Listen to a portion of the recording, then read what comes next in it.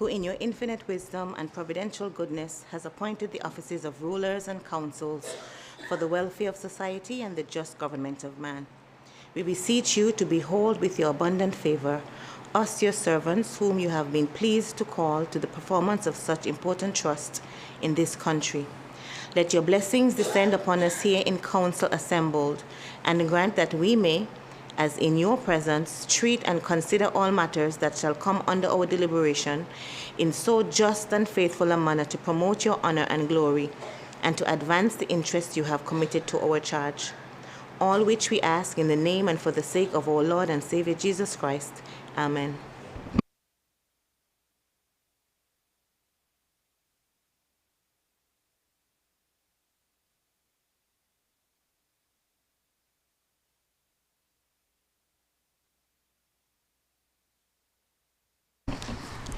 The House is now back in session. I recognize the Honorable Attorney General. Thank you, Madam Speaker.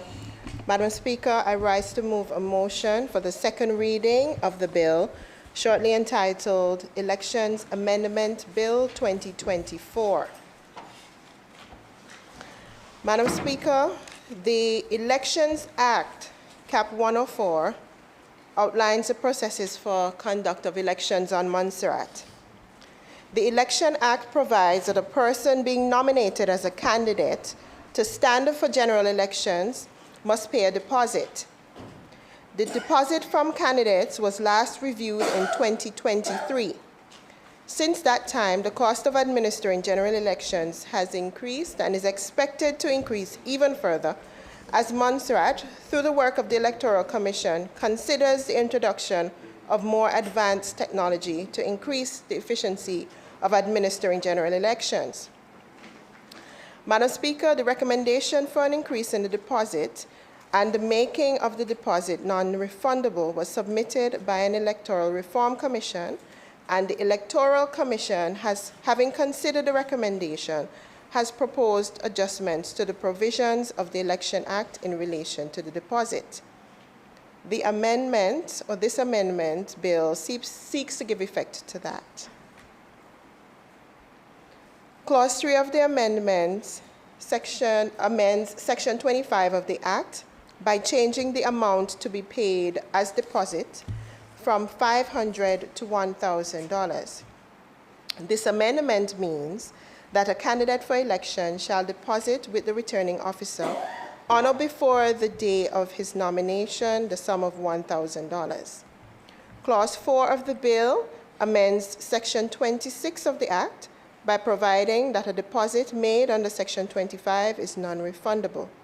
Madam Speaker, these are the extent of the amendments to the Act, and I commend the bill to the House for its consideration and further debate. Thank you.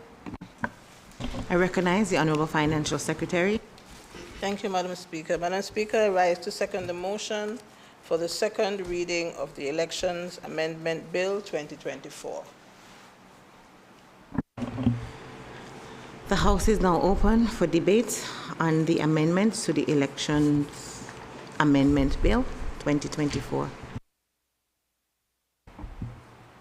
I recognize the Honorable Premier. Thank you, Madam Speaker. Madam Speaker, the bill before us is a simple bill. Of course, the cost of doing business across the world is getting way more expensive, and also the cost of elections, not only in personnel, but also in the materials that you have to use, Madam Speaker, for preparing for elections, which is a lengthy process and a costly process. So, Madam Speaker, I think Edgy said 2023, but I think she meant 1993. Because I remember that since I'm running for election for the last 5 cycles, I've been paying $500. So it could be like 2023.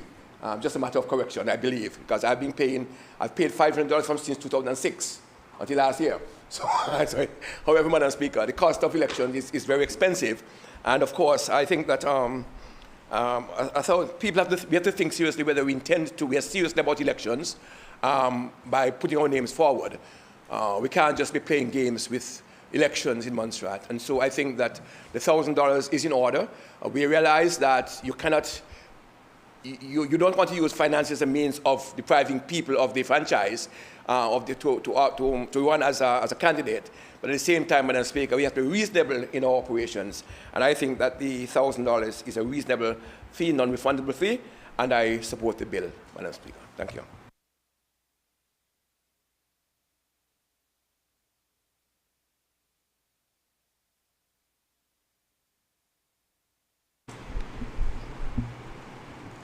I recognize the Honorable Attorney General.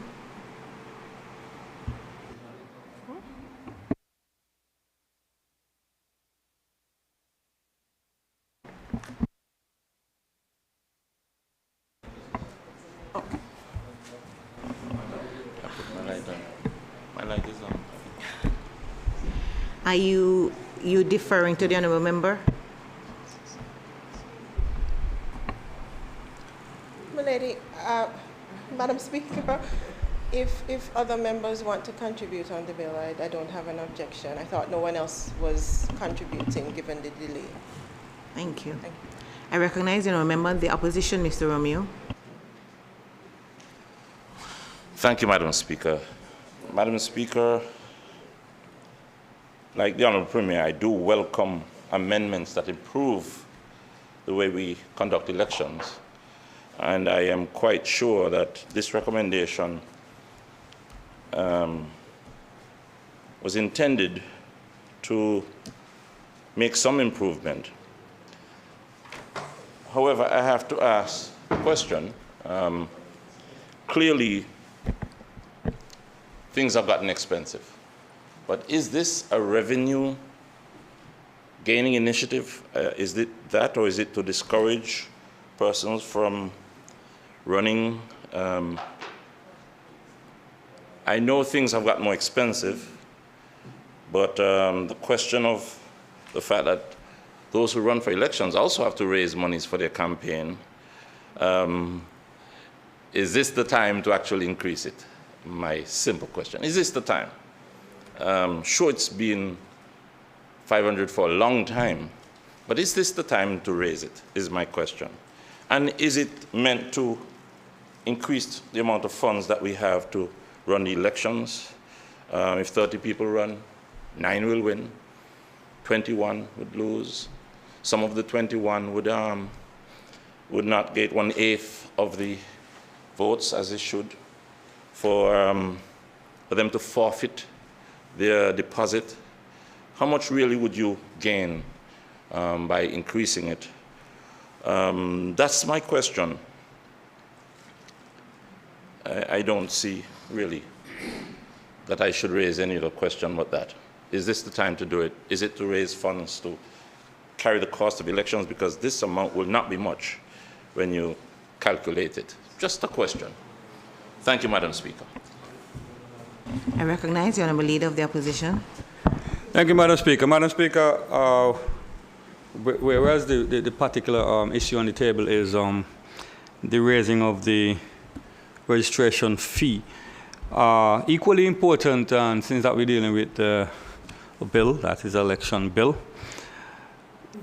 I realize and I observe that there have been, from last election to this election, what appeared to be several interpretations of domicile by choice, domicile by origin. I think most of the varied interpretations are really as it concerns to domicile by origin. And there's some confusion out there in the sense that, meaning there's some different interpretation out there. Maybe I should say that, put it that way. Not in any way trying to put anyone under any on the spot, and I don't know to what extent the AG may be prepared to perhaps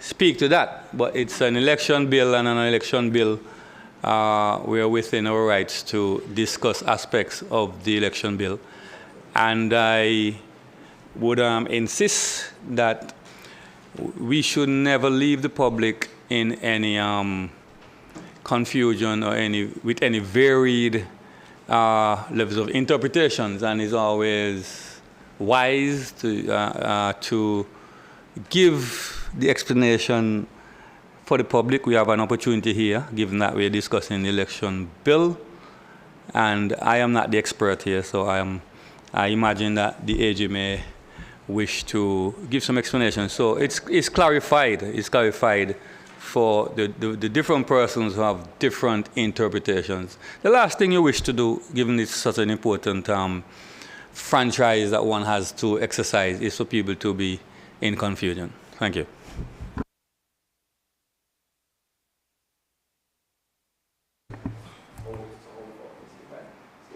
I recognize the Honorable Attorney General. Thank you, Madam Speaker. Madam Speaker, thank you to those who contributed in relation to the bill. Madam Speaker, in relation to the question, the deposit, as I indicated, the increase was recommended by an electoral reform commission that was appointed to review and deal with matters relating to elections. This is not the first adjustment that has been made to the election legislation as a result of that initiative, and the Electoral Commission has considered it and thought that it was something that should indeed be done, i.e. the Electoral Commission that is appointed under the Constitution.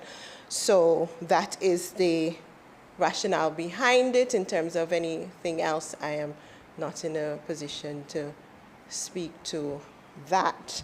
Now, Madam Speaker, in relation to the domicile issue, the bill before the House is in relation to the adjustment to the deposit. I know the Electoral Commission is more than and has been providing guidance to the public in relation to what domicile is and means, and the public is free to speak to the Electoral Commission and the Secretariat to get clarification in relation to that. Madam Speaker, it comes up every elections, and the position, the legal position is clear. I do not think that here and now is the time to deal with that, given the fact that the subject of the bill is clear. So the public is able to go to the Electoral Commission to seek clarification on that. I think they're more than comfortable with the definition of domicile and how it is to be interpreted. So, Madam Speaker, if there are no further contributions in relation to the bill, I would ask that we move into committee. Thank you. It has been moved and seconded that the bill entitled Elections Amendment Bill 2024 be read a second time. All those in favor say aye. All those opposed, nay. And the ayes have it. The bill will be read a second time.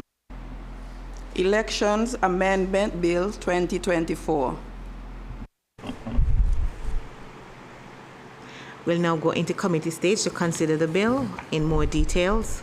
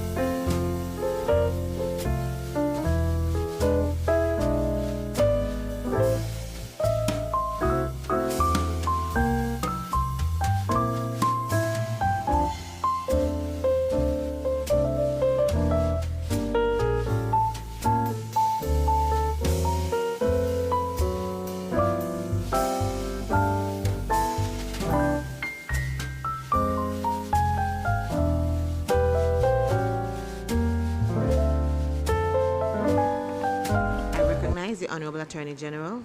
Thank you, Madam Speaker. Madam Speaker, I'm pleased to report that the bill, shortly entitled Elections Amendment Bill 2024, has passed through the committee stage with no amendments, and I'd like to move a motion for the third reading of the bill. Thank you, Madam Speaker. I recognize the Honorable Financial Secretary. Madam Speaker, I'd like to second the motion for the third reading of the bill shortly entitled Elections Amendment Bill 2024. It has been moved and seconded that the bill entitled Elections Amendment Bill 2024 be read a third time. All those in favor say aye. All those opposed nay. And the ayes have it. The bill will be read a third time. Elections Amendment Bill 2024. The bill has now successfully passed through the legislature. I recognize the Honorable Parliamentary Secretary. Madam Speaker, I sincerely apologize. I am voting no on this bill. No. We are in section. What did you say? I did not hear what you said, Honorable Parliamentary Secretary.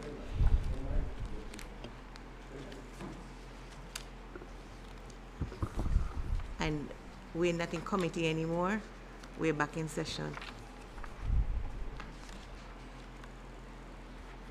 No, you can go ahead. I was just stating that you'll have to stand. We're not in committee anymore. That's what I meant.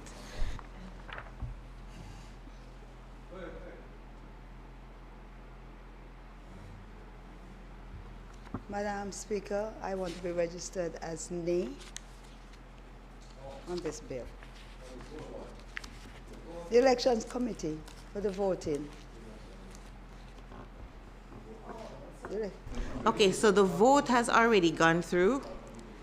So if you would like a division, you can call for a division to register your vote, but the vote was already taken. Yes, please.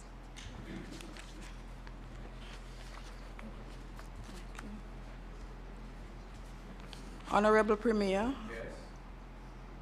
Please remember to put on your lights when you're giving your vote. Sorry, go ahead. Honorable Minister of Communications, Works and Labor. Yes. Honorable Minister of Agriculture, Lands, Housing and Environment, acting. Yes. Oh, not acting, sorry. Sorry. Yes. Honorable Minister of Education, Health, Social Service, Youth Affairs, Ecclesiastical Affairs, acting. That's acting. Absent. She's not acting.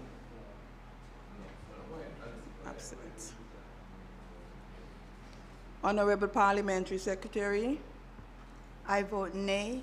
Madam Speaker, this is a democratic process, and I do recognize that everything costs, and we have discussed the budget, and when monies can be allocated, Madam Speaker, for certain offices, yet when it comes to our people, we are calling upon them to spend money.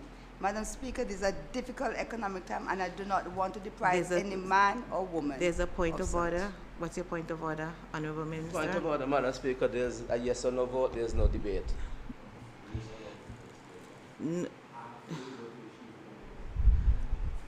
Okay. So Madam Speaker, I am finished. Whichever way, it's nay. I've already spoken.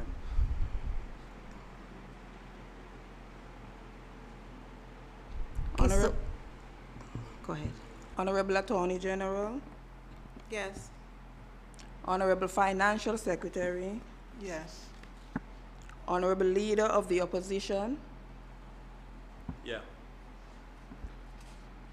Honorable Member of the Legislative Assembly, Mr. David Osborne. Yeah. Honorable Member of the Legislative Assembly, Mr. Donaldson Romeo. Nay.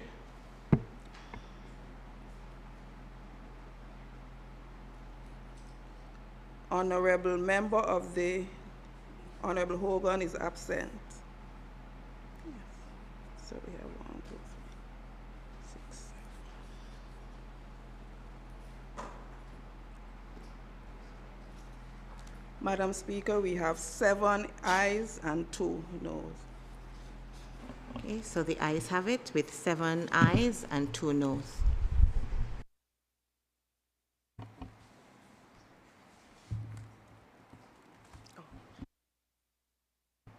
I recognize the Honorable Attorney General. Thank you, Madam Speaker. Madam Speaker, I rise to move a motion for the second reading of the bill shortly entitled Marriage Amendment Bill 2024. The Marriage Act, Cap 5.01, makes provision for the conduct of marriages within Montserrat by marriage officers or the Registrar General. The Marriage Amendment Bill 2024 makes a number of amendments to the Marriage Act. The primary purpose of the Marriage Amendment Bill is to set out the requirements to be met where persons apply to the governor for a license to marry. The amendment refines the list of details which must be provided in a petition to the governor under Section 36 of the Marriage Act and provides a corresponding application form. The amendment further sets out the documentation that must be submitted in support of the petition. Additional minor amendments introduced by the Marriage Amendment Bill reflect that the Registrar General may celebrate marriages outside of his office hours during newly extended hours, and the governor retains the power to approve in writing the solemnization or celebration of a marriage at another reasonable time. Madam Speaker, to go specifically to the provisions of the bill, Clause 3 amends Section 15 of the Act by empowering the registrar to perform and function or act in respect of a marriage, not only in his office, but also to do so at a suitable place to be determined by the registrar. Clause 4 amends Section 36 of the Act by requiring that persons intending marriage who desire to obtain a license to marry from the governor must complete Form AA in the schedule. Further, the amendment requires that Form AA be accompanied by, among other things, an original birth certificate, a copy of the photo page of a valid passport, or a copy of a driver's license or national identification card, proof of non-marriage from a register office or similar office responsible for the registration of marriages in a country where a party resides, proof of the dissolution of the marriage if a party has been previously married,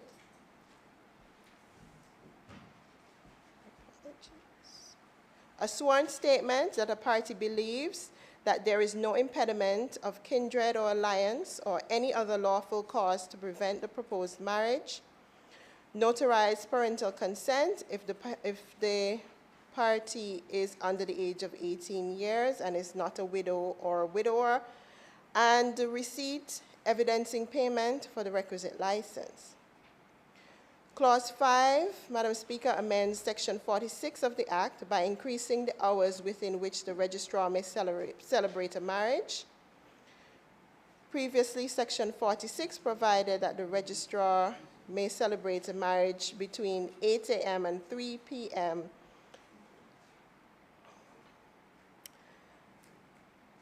Further, the amendment to Section 46 retains the power to the governor to give approval in writing for the celebration of a marriage at a reasonable time.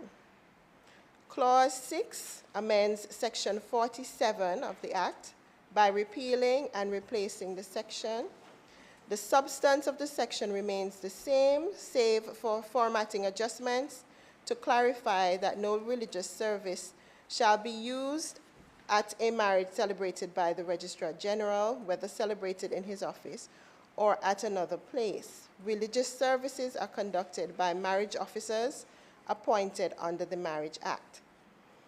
Clause 7 amends the first schedule of the Principal Act by inserting Form AA, which must be completed by persons who desire to obtain a license to marry. And these are the amendments to the Act, Madam Speaker, and I commend the bill to the House for its consideration and discussion. Thank you, Madam Speaker. I recognize the Honorable Financial Secretary. Thank you, Madam Speaker. Madam Speaker, I rise to second the motion for the second reading of the Marriage Amendment Bill 2024.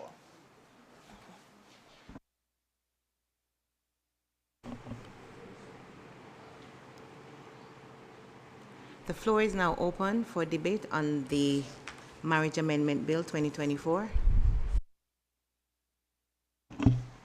I recognize the Honourable Minister of Agriculture. Thank you, Madam Speaker. Very simple amendments that are being made here today to the Marriage Amendment Bill of 2024. Madam Speaker, we're just simply trying to provide individuals with more opportunities or more options for persons who can actually marry them. This amendment now gives individuals the liberty to opt for whether a civil ceremony or a religious ceremony as stated. Again, given options. No more can we say just the church or just the judge, but giving us options in a way that persons can embrace or to, consummate or bring their marriage together. Madam Speaker, one of the key provisions here for me is the employment of the Registrar General to officiate marriages. This is something completely separate and significant for us, something that we've not been doing before. Also, Madam Speaker, it streamlines the process, ensuring that they can navigate the legalities of marriage with clarity and ease, eliminating some of the necessary barriers and red tape. Madam Speaker,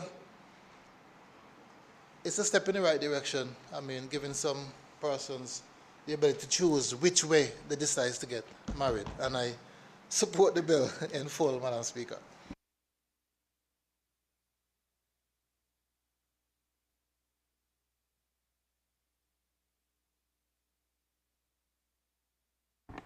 I recognize the Attorney General. Thank you. Thank you, Madam Speaker. Okay. Sure? You sure? Okay. There is a quick amendment that we can look at, but we can actually look at it when we go into the other phase. It's not only to say that we have always had that option for Registrar General to marry. I did my first marriage when I was registrar. I did that marriage on the beach. There's just some little clarification. So, like Minister, yes, we want the public to know. And I think many of them know, back as a child, 6 a.m., people would go and get their little marriage done. And there's a distinction between a marriage officer and the Registrar General. The marriage officer here, we're speaking about a registered marriage officer. If there's a different one that the Attorney General knows of, but I know they're generally affiliated with the church, so I do not know if there's a distinction that we're introducing into law. But a marriage officer has always been, you're registered with a particular denomination, and then the Registrar General will conduct marriages. I note from the old law, the time has changed for the Registrar General. Honorable Member, I realize that you have gone on to explaining. We have not gotten to the committee stages yet. We are still trying to get the second reading. I was just putting the House on note. So those are my concerns. Yeah, I just need to put the question and then open the floor.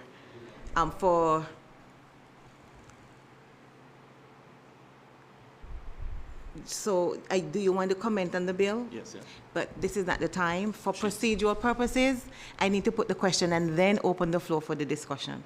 So I'll put the question and then open the floor. So it has been moved and second. Yes, right. Oh, are you guys trying to debate? You want to debate? They want to contribute? Oh, sorry. But I saw, because the Attorney General got up to close the debate, I thought we were finished. Sorry, I didn't understand that's what you were doing. So she's giving way for anybody who wants to continue debating. So I recognize the Honorable Parliamentary Secretary. Thank you, Madam Speaker. Well, I was more or less, because Honorable Bofong had already started his, and like mine was a little, we can deal with that inside committee stage, but just to clarify that we have always had marriages by the Registrar General, From the old act, I noted that there's a change in the time. It seemed to have reversed from the old act that you would have started from 3 in the afternoon until the next day. So that is perhaps helpful. I would like us to also consider, although there is some provision that the Registrar General can be given the discretion or let's say discretion that he or she can determine that at a reasonable time or place with the parties rather than having it prescribed, because there are times when the calling upon the court, the demands of the court may not be, they will not be able to facilitate the wedding, and they could work that out with the parties as opposed to that being prescribed when it can, but to give them that discretion. We have always also had from the old act that you can get married on cruise ships. All of those are already in our legislation, but we are extending again to place and time, and that is what I said we can discuss in committee stage to ensure there is some clarity. But I would really want to let the Registrar General, be given that discretion to determine with the parties a suitable time, given that the Registrar General and even marriage officers as well, that they be given that privilege to work out with the parties. Quite often we are always eager to conduct marriages, and I know that they are mature enough and open enough to work with persons to facilitate their marriage ceremony. So that is my small contribution. As I said, it is legislation that we've had, but clarifying a few things. Thank you, Madam Speaker, for the opportunity to address this Honorable House. I recognize Honorable Romeo. Madam Speaker, it's very important for especially opposition members to indicate their support for bills, because sometimes people think that we oppose everything, and that's not true. The majority of bills passed in this House get the support of members of the opposition. And so I rise to support this bill and the amendment being presented. Madam Speaker, it seems that the main purpose of the amendment is to encourage weddings, I guess wedding party tourism, and that will surely be a means by which we could publicize Montserrat, and every couple who gets married here will tell others of their beautiful experience on Montserrat. And Madam Speaker, the clause 36(2) specifically states that at least one of the two parties has to have been resident in Montserrat for at least 3 working days immediately preceding the date of application. And that is very clear, so that people don't just arrive and get married and leave. So there's some opportunity to do any checks and balances on a wedding. We can't be totally loose. So, Madam Speaker, a wedding can now be done on a beach, in a garden, at a hotel, or a scenic site. And I could tell you, I witnessed one, is it earlier this year or late last year? And it was wonderful. It was really a great experience. And I think a lot more of this can happen, and we'll encourage couples who are not planning to have a big wedding to invite the whole world and can only afford something simple to make it special and unique. Not just go to the courthouse, but can make it really special, unique, and small. So I rise in support of the bill 100%. Thank you, Madam Speaker.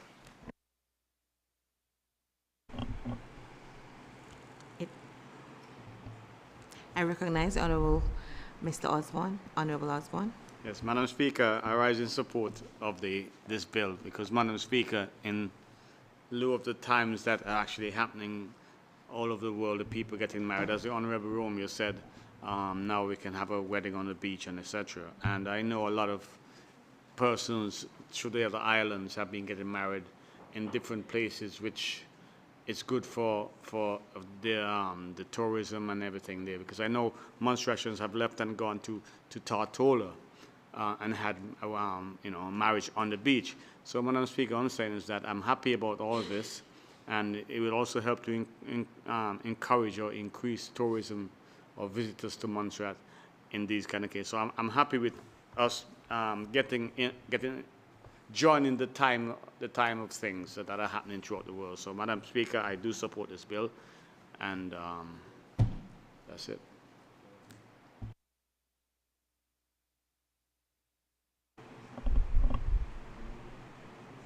I recognize the Attorney General.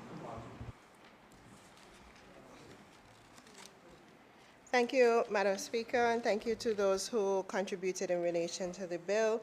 Madam Speaker, just to clarify a few matters. Marriage officer, there's no change. This bill makes no change to the provisions already there in the Marriage Act in terms of the marriage officers. Marriage officers are appointed, ministers of religion who are appointed as marriage officers under Section 3 of the Marriage Act as it currently exists. In relation to the marriages or the ceremonies that are celebrated by the Registrar General, yes, the current legislative framework does provide already for marriages to be solemnized by the Registrar of the High Court as the Registrar General. The issue was, however, that the Act did restrict where those marriages should be solemnized, and what we're trying to do now is just to make it clear that the registrar can in fact conduct marriage ceremonies outside of the office. It may have been happening by convention, but we just want to make sure that the legislation is clear on that issue. The Marriage Act also, as drafted, as I mentioned before, extends the hours. Before, the registrar could have only, I think I did mention it in my, could only perform ceremonies between 10 a.m. and 3 p.m. And we are extending the hours during which that could be done. So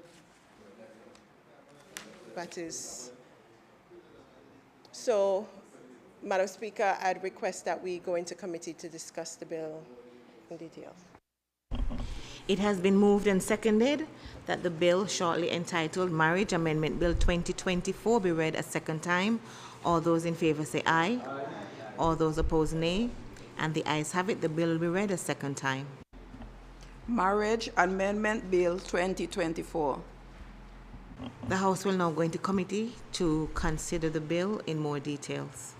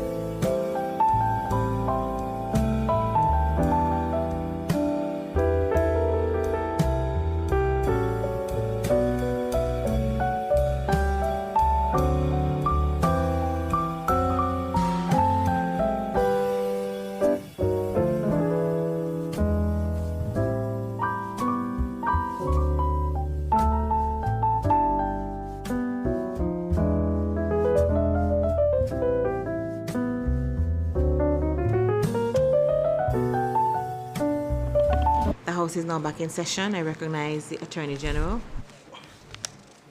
Thank you, Madam Speaker.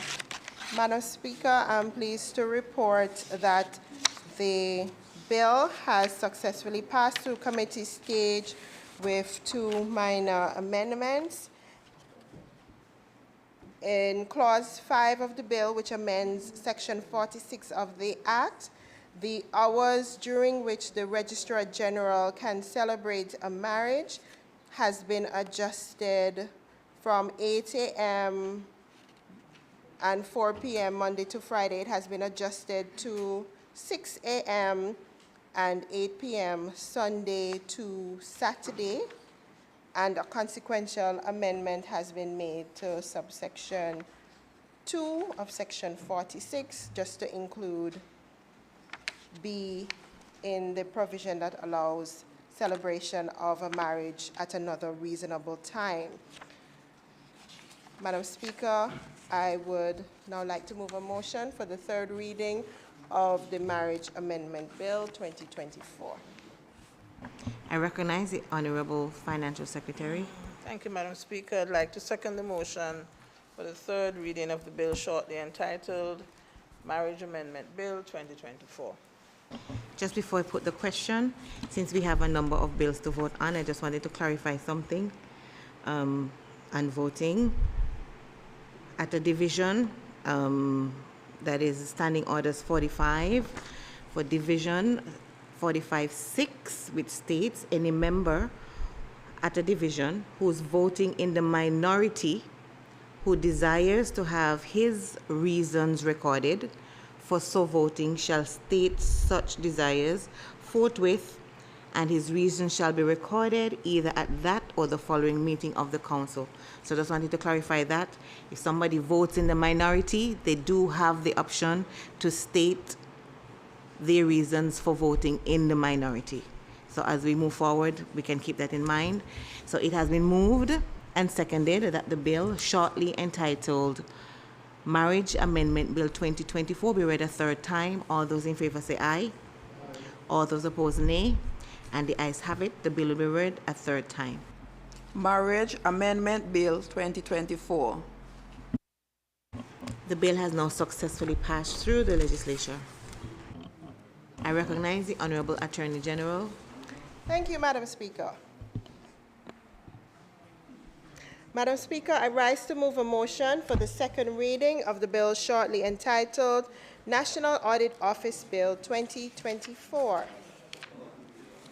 Madam Speaker, Section 104 of the Montserrat Constitution Order, Cap 101, stipulates that the legislature shall by law make provisions for the establishment of an independent national audit office.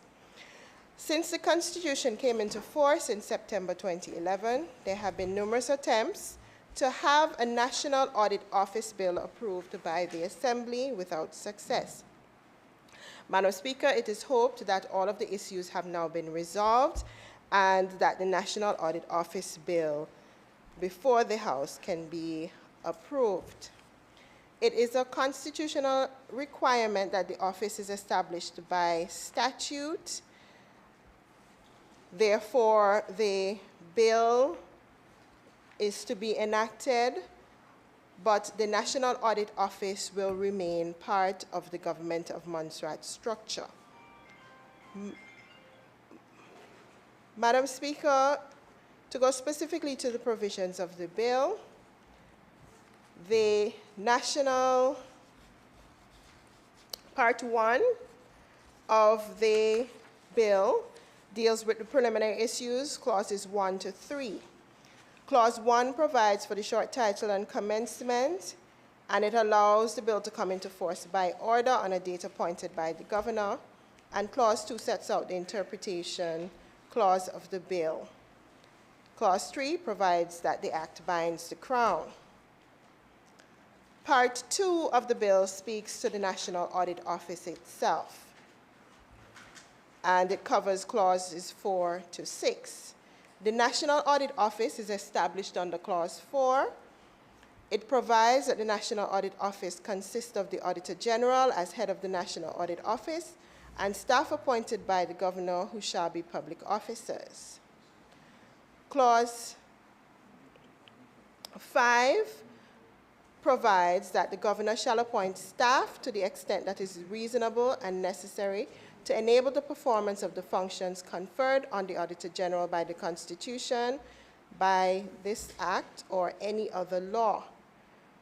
Provision is made for consultation with the Auditor General prior to appointing staff.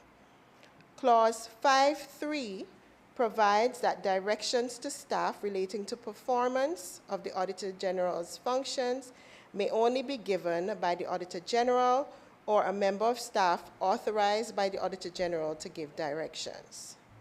That way, Madam Speaker, no one else can instruct audit staff in relation to the work that they are required to perform. Clause 5.4 restricts the staff of the National Audit Office from engaging in any activity that may constitute a conflict of interest, interfere with his or her performance, or be prejudicial to the operation of the National Audit Office. Subclauses 5 and 6 provide for the appointment and remuneration of a person to act for the Auditor General.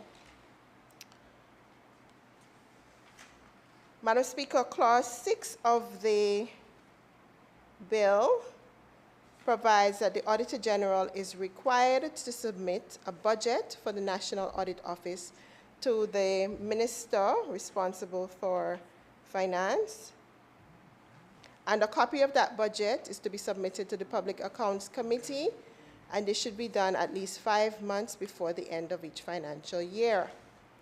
The budget must include estimates of revenue and expenditure for the financial year to which it relates, projected revenue and expenditure for the 2 financial years following the financial year to which it relates, and the basis on which the audit fees for the financial year to which the budget relates and the following 2 financial years are to be calculated. Part 3 of the bill speaks to the powers and duties of the Auditor General. Clause 7 under this part addresses the entities which the Auditor General is empowered to audit and report on. Clause 7 also further sets out the duties of the Auditor General, the duties that the Auditor General is required to undertake in the exercise of functions under Section 103 of the Constitution. These include, but are not limited to, preparing a budget and business plan for the National Audit Office, conducting an audit in accordance with international standards, making inquiries and conducting investigations on behalf of the Legislative Assembly as he considers necessary to determine whether resources have been used with proper regard to economy, efficiency, and effectiveness, identifying training needs and designing training programs for staff, and submitting to the Legislative Assembly an annual report on audits undertaken. The bill outlines, Madam Speaker, what these annual reports to the Assembly can include. For example, the reports can include details of any instance in which the Audit Office did not receive information, reports, or explanations as requested, or, for example, information on assets acquired, administered, or otherwise held that has not been adequately safeguarded or accounted for, or the report could include any other matter which the Auditor General considers should be brought to the attention of the Legislative Assembly. Clause 7.5 of the bill provides that in the exercise of the functions, the Auditor General shall not be subject to the direction or control of any other person or authority. Clause 8 empowers the Auditor General to submit a special report to the Legislative Assembly if satisfied that a matter of urgency or importance should not be deferred until the annual report is submitted to the Assembly. As in the case of the annual report, the Auditor General may include in this special report details of cases in which information has not been received, where the collection, receipt, and disbursement of funds has not been effected in accordance with the applicable legislation and policies, they have not been fully accounted for, or properly reflected in the accounts.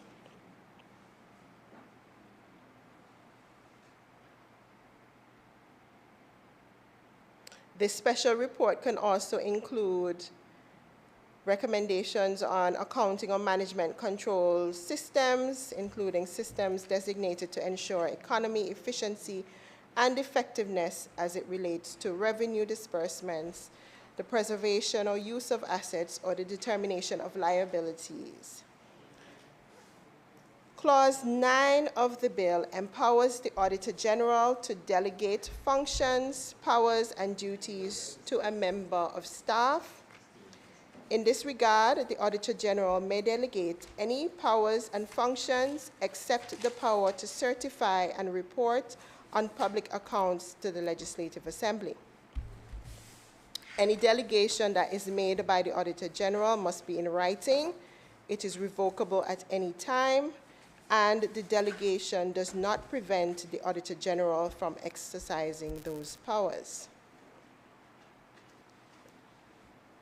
The Act provides that in the exercise of functions, a delegate of the Auditor General is subject to the direction and control of only the Auditor General.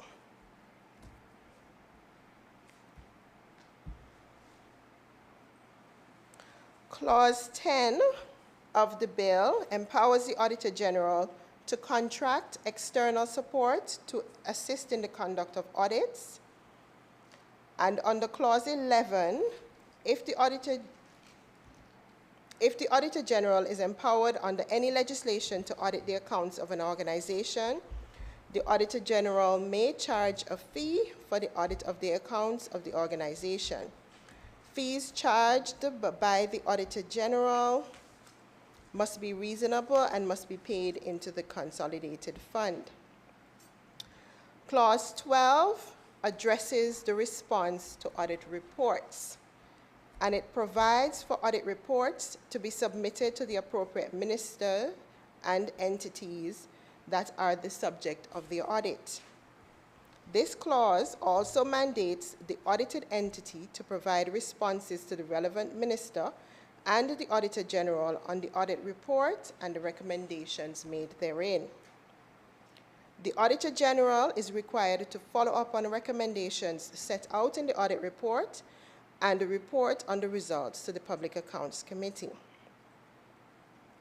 Clause 13 requires the Auditor General to make audit reports available to the public. Part 4 of the bill speaks to external auditor for the National Audit Office and requires that the external auditor and external auditor must submit to the Legislative Assembly an annual report on the audited accounts of the National Audit Office for the preceding financial year, for the immediately preceding financial year. Clauses 7.3, contents of an annual report. Clause 8, special reports, and Clause 15 of the Act, which speaks to confidentiality, apply with necessary modifications to the performance of the functions of the external auditor under Part 4. Part 5 speaks to miscellaneous matters. So Part 5 sets out the provisions, including the Auditor General's confidentiality obligations, immunity, and the authority to provide information. A person who is authorized under this Act to carry out a function, exercise a power, or perform a duty shall not be held personally liable in a court for or in respect of any act or matter done or admitted to be done in good faith in the exercise of the function or power or duty. That is the immunity provision that's provided under Section 16, Clause 16 of the bill. Part 5 also gives the authority to the Auditor General to seek advice from the Attorney General on the interpretation of the law applicable to the exercise of his functions. Further, Part 5 prohibits the Auditor General's questioning the merits of a policy objectives of an entity in respect of which an audit is carried out. And it also sets out offenses and makes regulation-making powers under the Act. Madam Speaker, as I indicated, the bill has gone through much discussion, much review, much update with the Audit Department, with the Auditor General, with government, and I think we are at a point where we do have something that is now workable, and I commend the bill to the House for its consideration and further discussion. Thank you, Madam Speaker. I recognize the Honorable Financial Secretary. Thank you, Madam Speaker. Madam Speaker, I rise to second the motion for the second reading for the bill shortly entitled National Audit Office Bill 2024. The floor is now open. I recognize the Honorable Leader of the Opposition.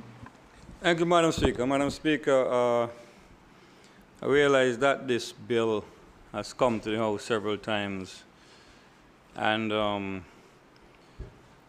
the House has seek to defer it and to go back through some of the comments. When the bill came to the House the first time,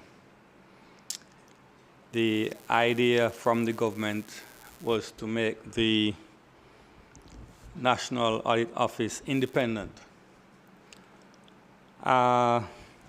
It doesn't seem like that's the state that this bill is now coming back to this House. In terms of the reasons why, in the first place, the government would have wanted to make the National Office independent, 104 of the Montserrat Constitution speaks to the legislature shall by law make provision for the establishment of an independent National Audit Office headed by the Auditor General. That's not coming from me, Madam Speaker, that's coming from the Constitution.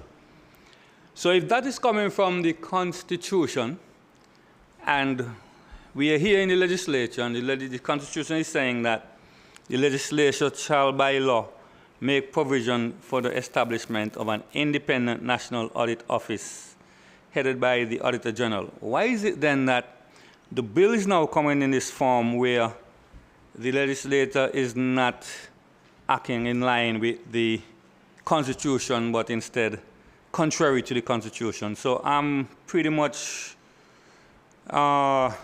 confused here as to why is it that the bill is not in line with the Constitution. Are we going against the Constitution? And it appears as if we're going against the Constitution. And if so, why are we going against the Constitution? Madam Speaker, the whole idea about independence and the National Audit Office being independent is because of the words we use, and we use them when it's fitting in terms of transparency, good governance, and accountability.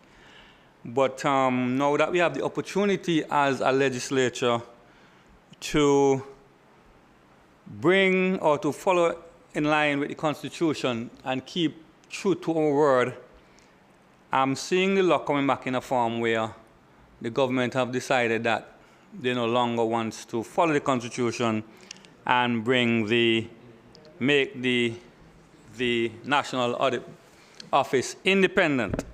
So, as I said, I don't know why the legislature would want to go contrary to the Constitution.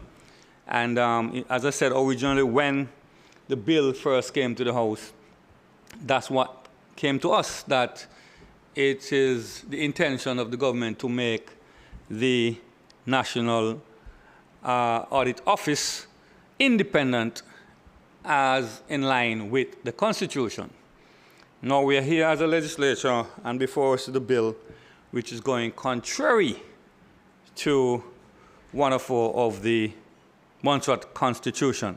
So I really don't know how to put this except to say I would prefer to see the National Audit Office independent. That way, Madam Speaker, we would see true transparency, accountability, and a practice of good governance. Because regardless to who the government is, you wouldn't have any interference, or you can't have any interference in the business of the Office of the Auditor General. And just bear in mind that right here in the legislature, we ourselves have established a Public Accounts Committee, which is a creature of this very legislature, which acts on behalf of this very legislature, which is neither opposition nor government. It is acting on behalf of the legislature. That's work closely with the National Audit Office to bring some level of accountability and, where necessary, report back to this legislature. So I'm not sure why there's a change of heart in terms of now coming back with the bill contrary to the original intention. I thought that the original intention was fine, and it's good to see that the government was bringing it in line with the Constitution 104. But now it's coming back. Now it's coming back out of line with 104. It's basically bringing the Act is now making the National Audit basically a department of government. So, you know, when I speak of perception, and the very perception, sometimes things may not be so necessarily, but the fact that you have the opportunity to follow the Constitution and establish good governance, accountability, and transparency, instead now is coming back in a form that lead even members of this very legislature to have their own suspicion as to why the legislature would want to go down this road. So I believe that I know there have been a number of issues that came up, and I know it has been frustrating for those who have to go back and work on them. But you see, sometimes we have to be careful the precedents that we set, because we are here preaching that we are satisfied with aspects of our Constitution that is not in line with empowering our people. And now the aspect of it that is indeed empowering our people, we attempt to go with it, and then we come back now going contrary to it. So I don't know why we would want to do that. But I feel very strongly that I will vote against this bill, because I haven't received any real conviction as to why we came in the first place, which was a good move, to be in line with the Constitution 104, and then now we're coming back and saying that we no longer want to be in line with the Constitution. I don't know. But there are other speakers that will speak after me. If they could indeed clear this up, let them do so. Madam Speaker, I rest. I recognize the Honourable Parliamentary Secretary. Thank you, Madam Speaker. Madam Speaker, I came to this Legislative Assembly I think about 2022, thereabouts. And the National Audit Office bill was brought here. Madam Speaker, most of that bill as drafted was agreed upon. The challenge for us was establishing the independence of the National Audit Office, particularly in respect to their staff. Madam Speaker, I wish to adhere to parliamentary language, but I am not going to be hoodwinked by anyone. The word independence means independent. As the Honorable Leader of the Opposition has clearly stated, the legislature shall by law make provision for the establishment of an independent National Audit Office headed by the Auditor General. The budget for the National Audit Office shall be charged on and paid out of the consolidated fund and must at all times be adequate to enable the full performance of the functions conferred on the Auditor General by this Constitution or any other law. The accounts of the National Audit Office shall be audited and reported on by an auditor appointed by the Legislative Assembly. And I give credence to this act. It is provided for, and I'm satisfied. I look at the act, the bill, Madam Speaker, because it's still a bill. The staff, the Auditor General, is the head of the National Audit Office, and the staff appointed by the Governor under Section 5, who shall be public officers. The Auditor General, the Governor shall appoint staff to the extent that is reasonable and necessary to enable the performance of the functions conferred on the Auditor General by the Constitution, the Act, or any other law. It goes on to say, Madam Speaker, in Section 5.2, the Governor shall consult the Auditor General prior to appointing staff under subsection 1. Directions to staff, subsection 3, which may wish to give a semblance of independent states. Directions to staff related to the performance of the Auditor General's functions may only be given by the Auditor General or a member of staff authorized by the Auditor General to give directions. I will not go further because a member of staff shall not hold a position, be a party to a contract, or engage in an activity which may constitute a conflict of interest or which, in the opinion of the Auditor General, may interfere with the proper performance of duties as a member of staff or is prejudicial to the operation of the National Audit Office. I support that completely. Transparency, integrity, those are protected. Madam Speaker, there are several statutory organizations established in Montserrat, whether they be quasi or otherwise. They have structures that provide for the appointment of their staff by either a board or those who head that department. Madam Speaker, I am strongly opposing this section, and I am going to be resolute on it because we came to this Honorable House and we fought and we sent this bill back because we stress we are going to protect our workers. Madam Speaker, the word consult in subsection 2, go to section 26(3) of the Constitution. The Governor is not obliged to follow. This, in my humble opinion, undermines the independence of the Auditor General or the National Audit Office. Madam Speaker, I have seen through my how many years in Parliament, the Minister has direction and control. The Governor is head of the civil service. And when we need things to be done, and I'm not referring particularly to this one,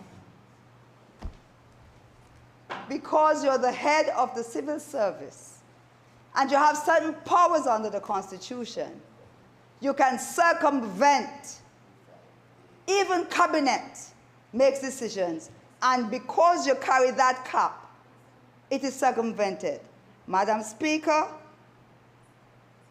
let there be, in my view, a provision in this act for the Auditor General with the necessary provision. We have PSC. If you want it to be an advisory, we're making a law.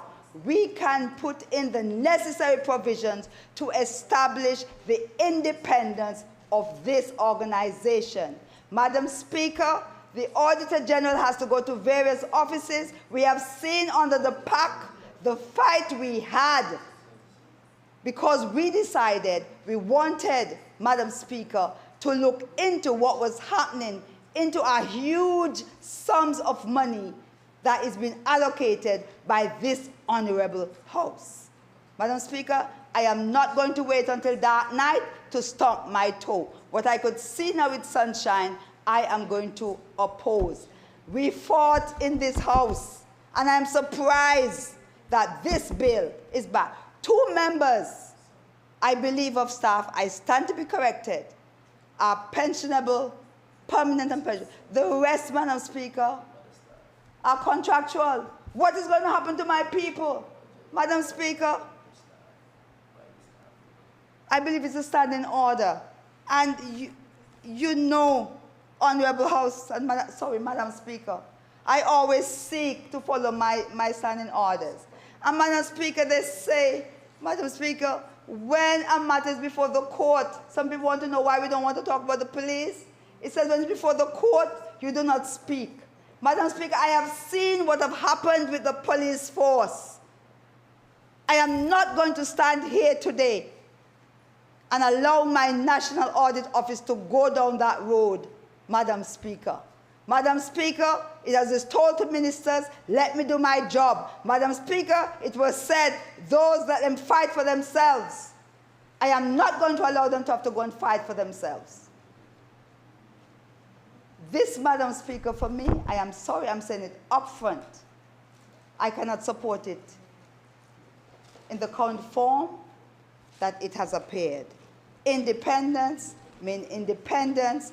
And Madam Speaker, if I were to go further and we look at the tenor, my poor constitution is in shreds because I'm turning the pages. Madam Speaker, let our own people now start exercising the ability, the capacity, Madam Speaker, to appoint their staff. If we are moving towards self-determination, if we are going to empower our people to take decisions.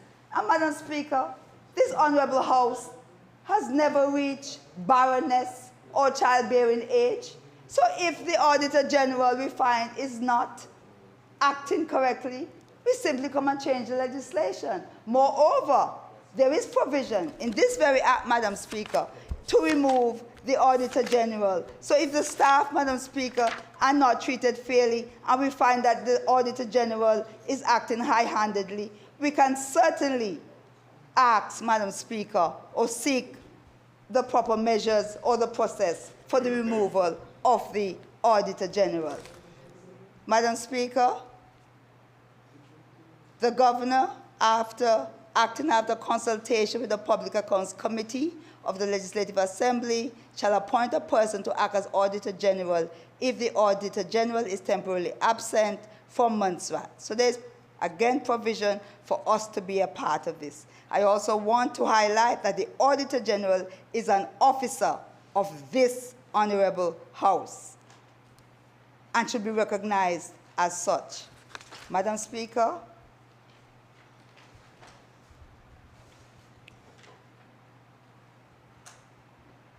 I say this with great care.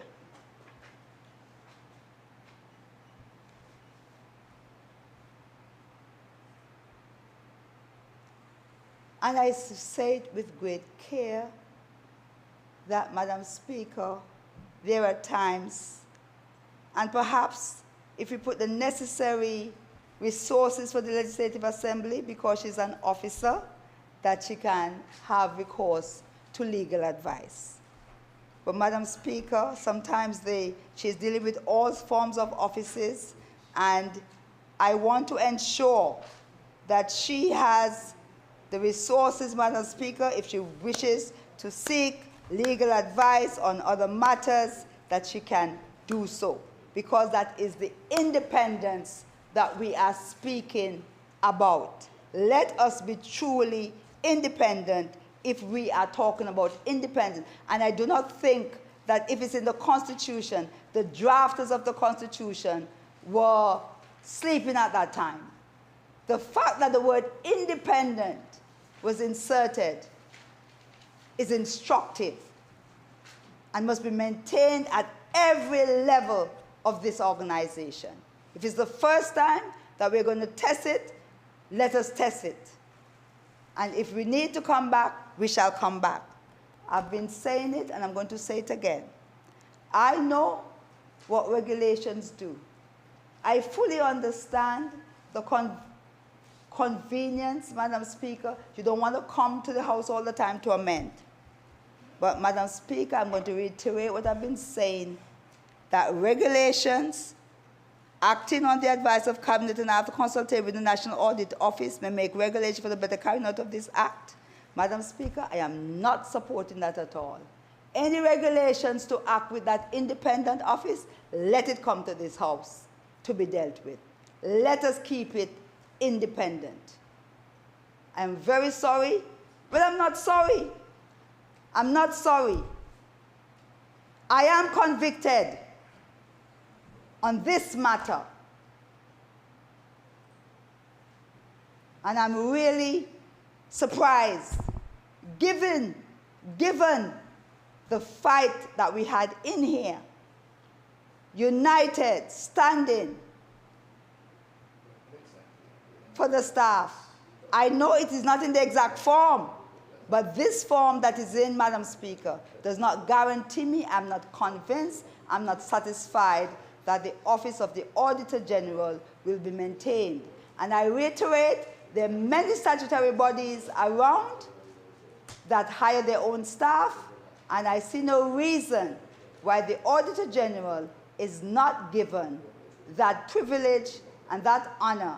And not only a privilege or honor, but let us honor this Constitution and stick to the word independence in its truest sense. Madam Speaker, the roles of the National Audit Office is very similar to that in the UK. And the Honorable Lewis will, I am sure he cannot speak again, but on our training, the auditor officers generals in the other territories that we have dealt with, we have discussed. That's why they send us there, so we can get experience. We can learn what is happening in other jurisdiction. They are strongly, and it's not about money, because this Constitution has provided for the necessary monies. We have the PSC, we have this act, this bill, and so we still have time, or we make the necessary amendments for some structure to be arranged or facility for the Auditor General to appoint her own staff, recruit her own staff. Madam Speaker, with the greatest of respect, we are already hearing how long it takes to get staff in HR. We already seen how many people get hired and come, and the last discussion I heard about 8. I am not going on any words about 8. I need to see the evidence. We have Commissioner come, Commissioner go. Deputy Commissioner come, Deputy Commissioner go. I am not having my Honorable National Auditor General's office like a seesaw coming and going with. Let her choose her own staff, and we can, if she wants. She has colleagues around the country, around CARICOM, around OECS, and even CPA. They can come in, Madam Speaker, and sit on the panel where they're going to select the staff. So, Madam Speaker, I thank you and this Honorable House for the opportunity to address you on this matter.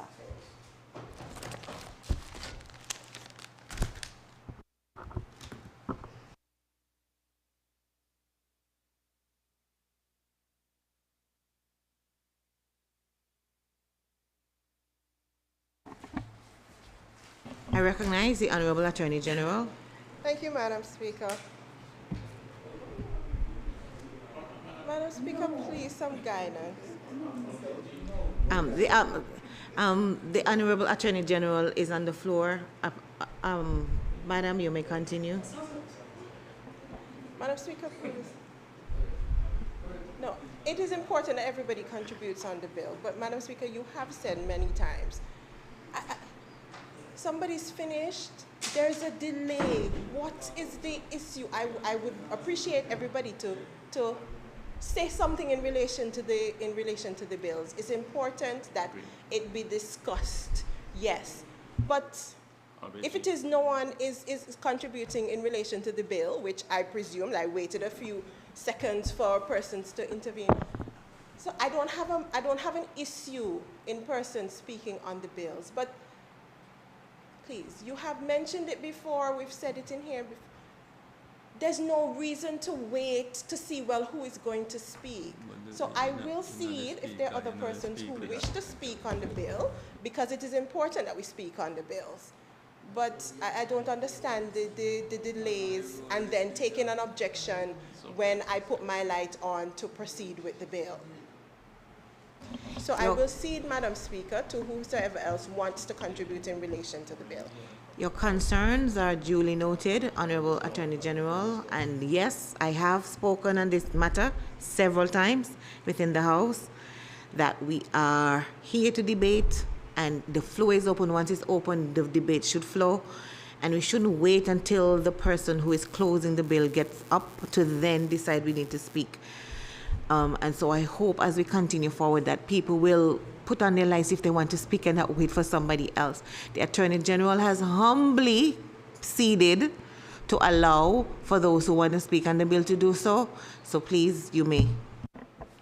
I recognize the Honorable Member of the Opposition, Mr. Romeo.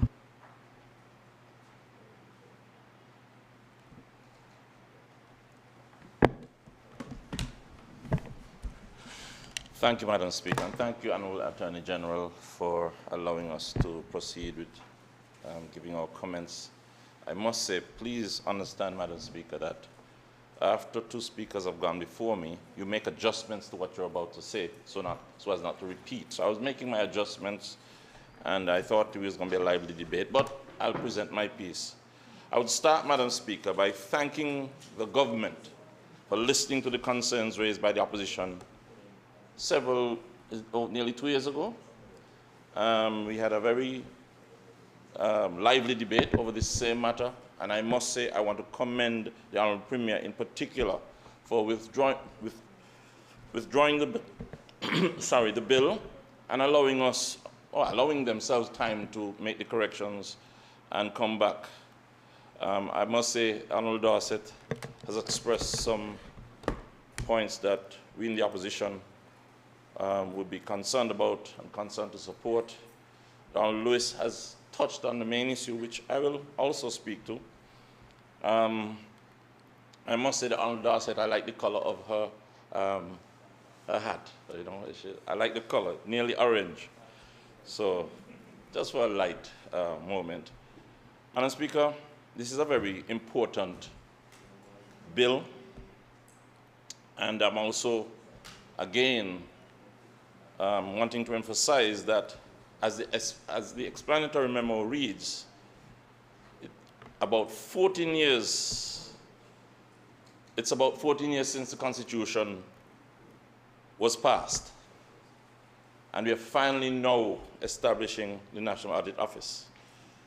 I commend again the Honourable Premier and government for stepping to the task of addressing it. However, Madam Speaker, like those who've gone before me, the main question is this office really going to be independent as this legislation would establish? Madam Speaker, I don't want to be repetitious, but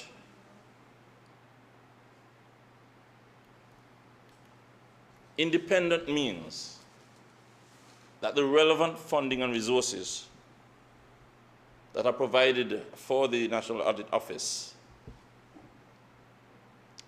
should not be within the power to change or negatively impact the Audit Office. And this, as far as we're seeing it, remains within the influence of the Minister of Finance. He will continue to influence the level of funding allotted to the Audit Office, and best practice does not allow this, Madam Speaker. Independence means that not even the UK government or the governor should negatively interfere or impact with the operations of the Independent Audit Office. So, if I'm not repetitive, it is clear, as others have said, the Minister of Finance can make a decision to cut or increase the monies for the operation of the office. So it depends on who is Minister of Finance and whether they want to have influence one way or the other over the Audit Office. And the question I must ask, Madam Speaker, is there a lack of funding that has resulted in this? I mean, the UK government has repeatedly insisted that the Audit Office should be independent.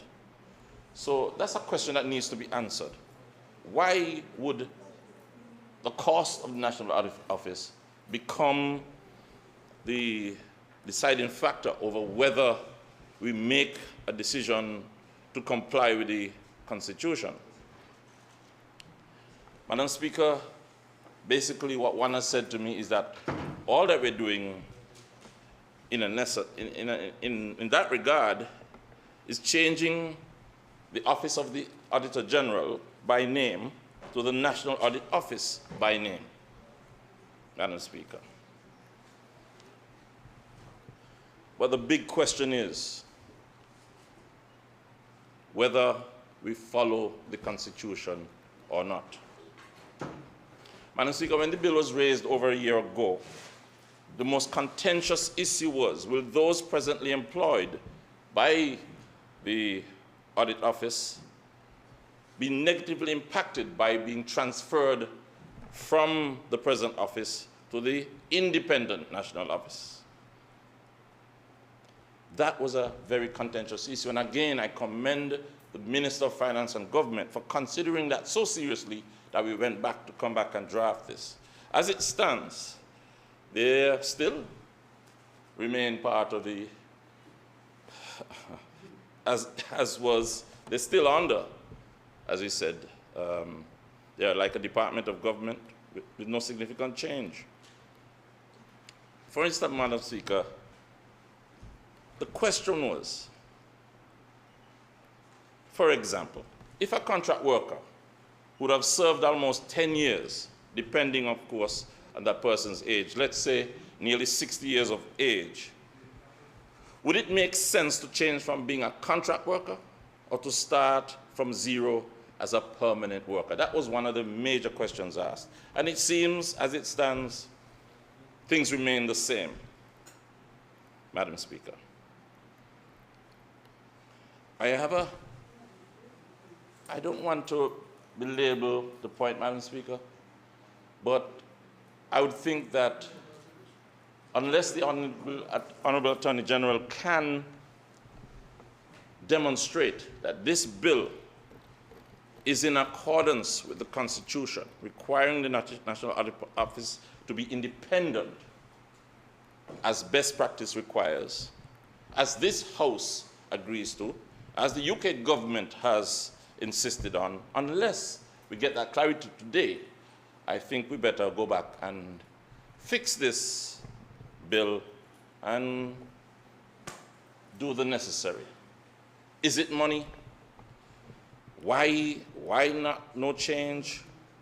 Something doesn't make sense, Madam Speaker. I don't think I need to say much more than that, but I await the I await the Honorable Attorney General's clarification on all that has been raised so that we can make an intelligent and proper decision on behalf of the people of Montserrat. Thank you. I recognize the Honorable Minister of Communications and Works.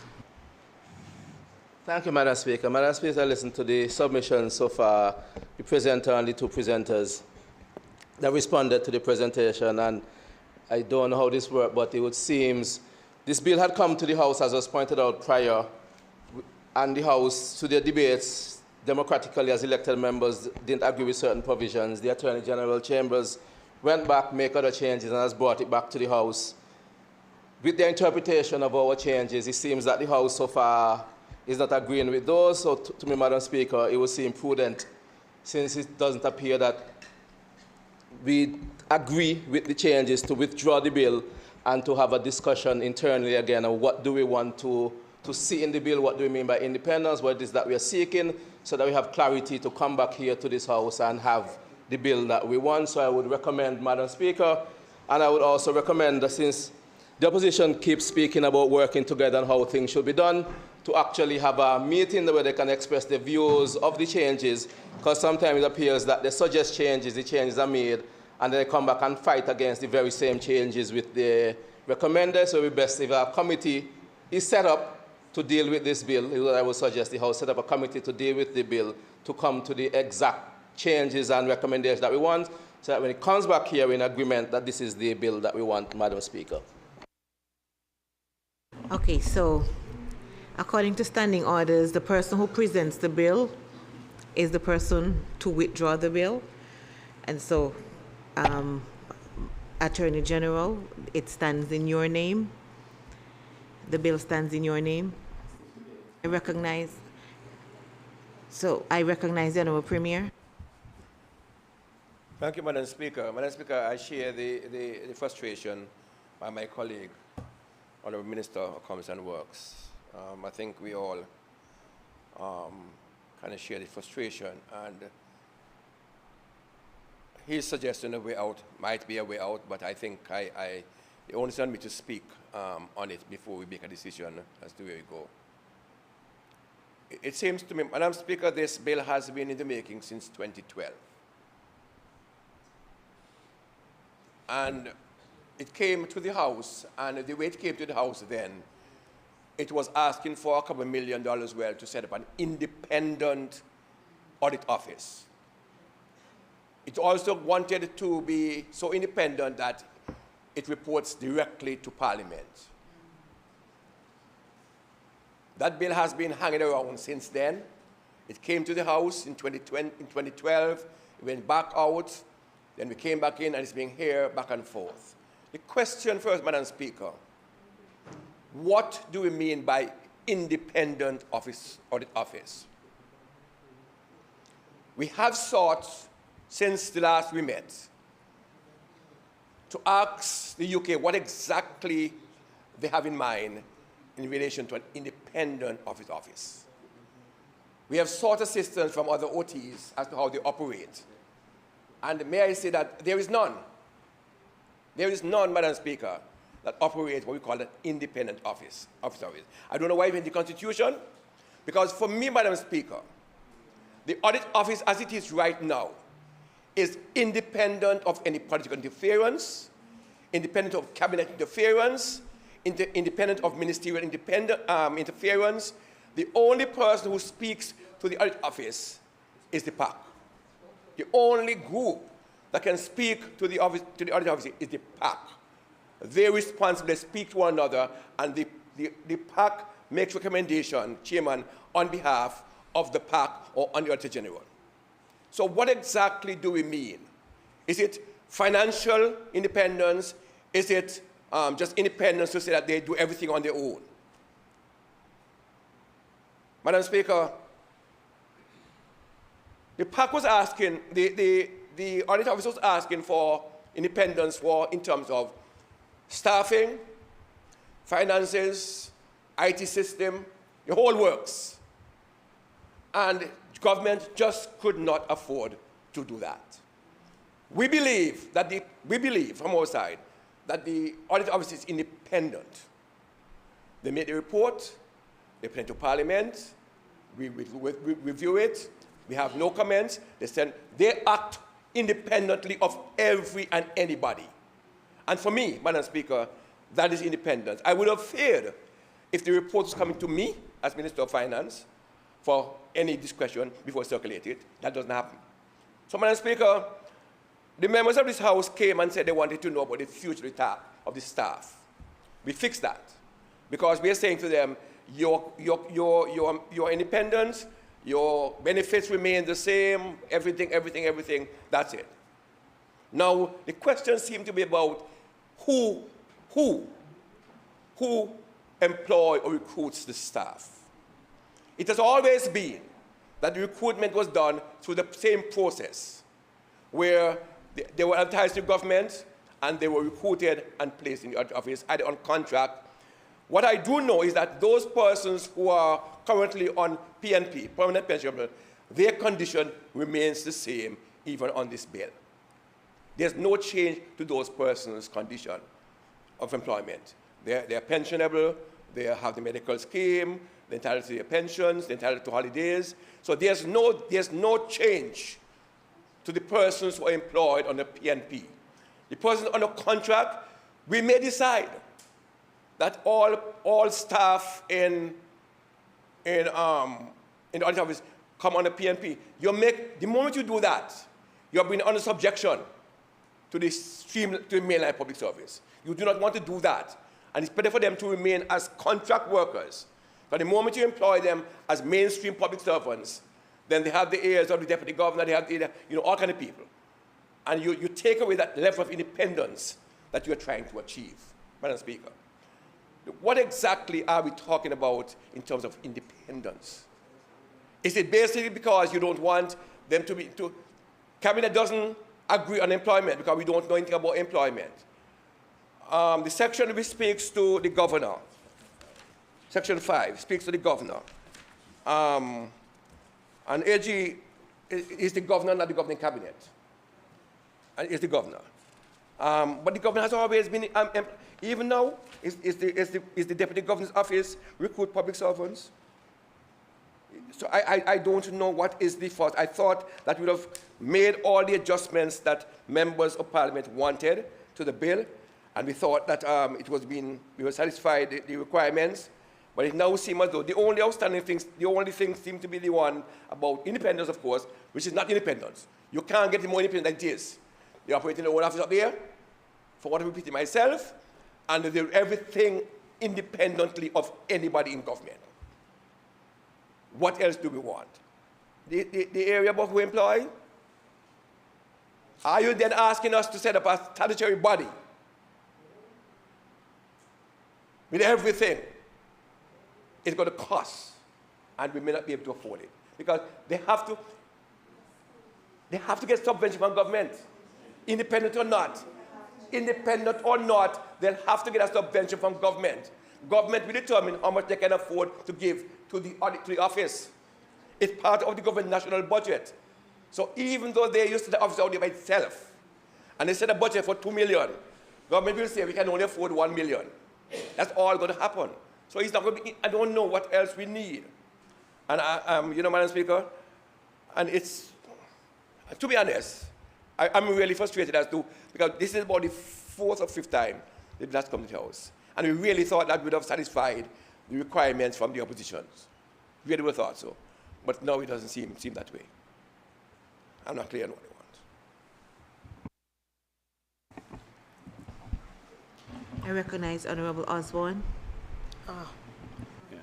Madam Speaker, I've been listening to all that's been said about this bill for this afternoon. And Madam Speaker, like Honorable Joseph, I do think that we need to have a proper discussion about this bill before we actually bring it back to Parliament, so that we all can be in line of what makes sense. And the Attorney General would be the one to make a decision, because, Madam Speaker, as we are saying here today, quite a lot of us are not happy about certain things based on, as someone has stated, based on the Constitution, what the Constitution said and everything.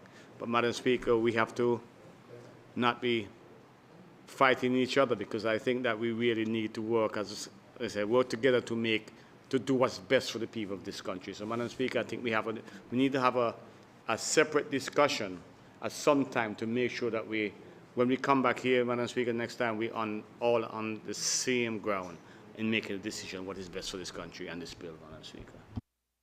I recognize the Attorney General. Thank you.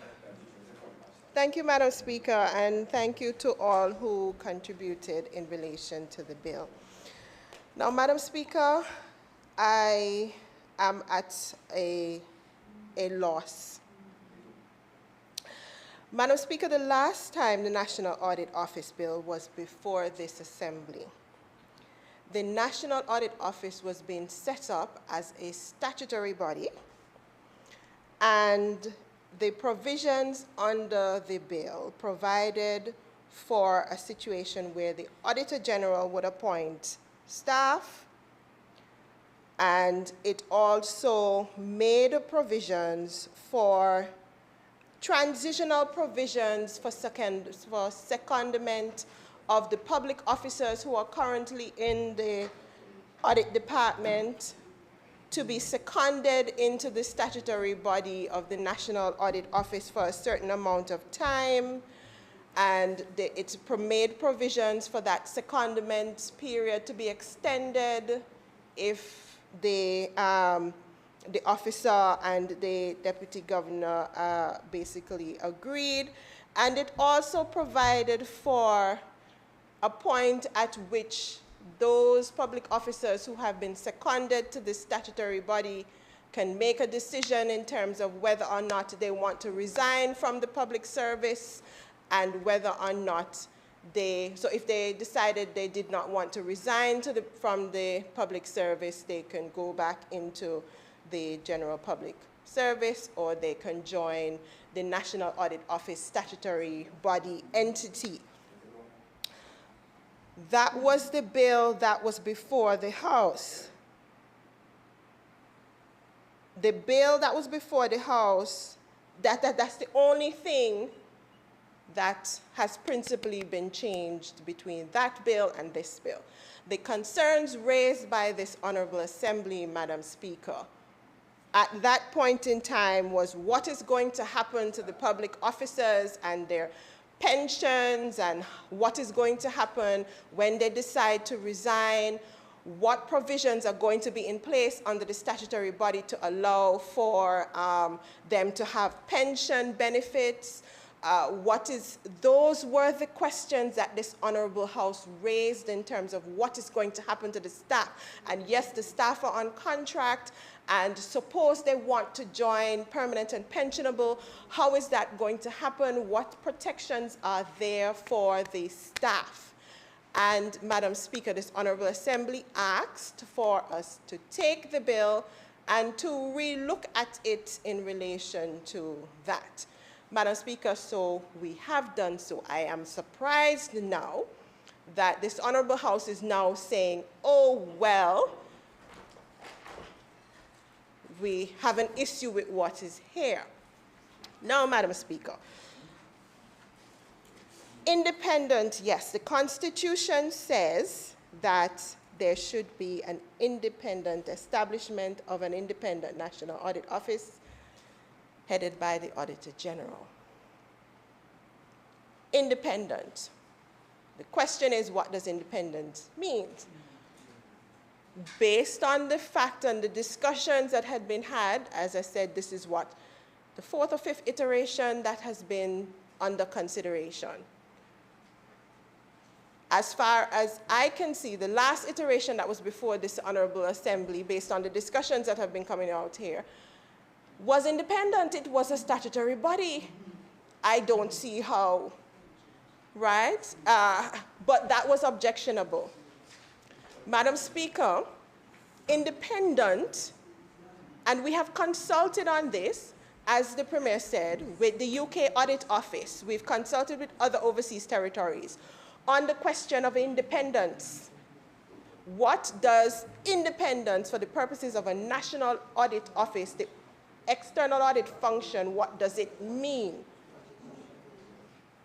And we've been and we went back to seek that guidance in light of the concerns that had been raised with the bill here, setting it up as a statutory body and making provisions for the staff. The response was that operational independence is what is paramount for the effective functioning of an audit unit and audit department. The question, Madam Speaker, is currently, is the audit department, is it that the Assembly is saying that the audit department currently is not independent? The audit department has been functioning prior to Constitution and since the passing of this Constitution in this limbo state, but it is currently a department of government. The question for the Assembly, Madam Speaker, is it independent? Does it deal with its work independently? Does anyone tell them, you must audit this, you must not audit that? Is there improper interference with the audit department as it currently is? The audit department is part of government currently. The Auditor General, as far as I'm aware, prepares the reports and interacts only with this Assembly, sends the reports to PAC. There's nothing that comes to Cabinet. There's nothing that it operates in the way that it is contemplated to operate as an audit office that is required to audit the effective use of public funds, and they report to the Public Accounts Committee. The bill before the House, Madam Speaker, secures that independence, but the change that was made based on the objections that this Honorable House raised the last time with the bill, the only change that has been made is to make the staff public officers. They currently are public officers. Some are on contract and some are on PNP. They are public officers. They are employed. They are public officers currently. But it prescribes, the Constitution contemplates that there is a National Audit Office. And some of the information, the Constitution outlines the roles and functions, yes, but there are some things that are not provided for in the Constitution, which the legislation seeks to do. The functions, the roles and functions of the Auditor General and the Audit Office are outlined in Section 103 of the Constitution, and they're still here in the Audit Bill. The concern on previous iterations was the fact that in terms of the budget, for instance, that they need to be provided with sufficient funds to do what they have to do. We've had extensive discussions on this with the Auditor General, with the Office of the Auditor General, with Finance, etc. And the provisions were made in the last bill and in this one for the budgets to be submitted to the Minister of Finance. It needs to go to the Minister of Finance because the budgets come through the appropriation bill. That needs to happen, so it needs to go to the Minister of Finance.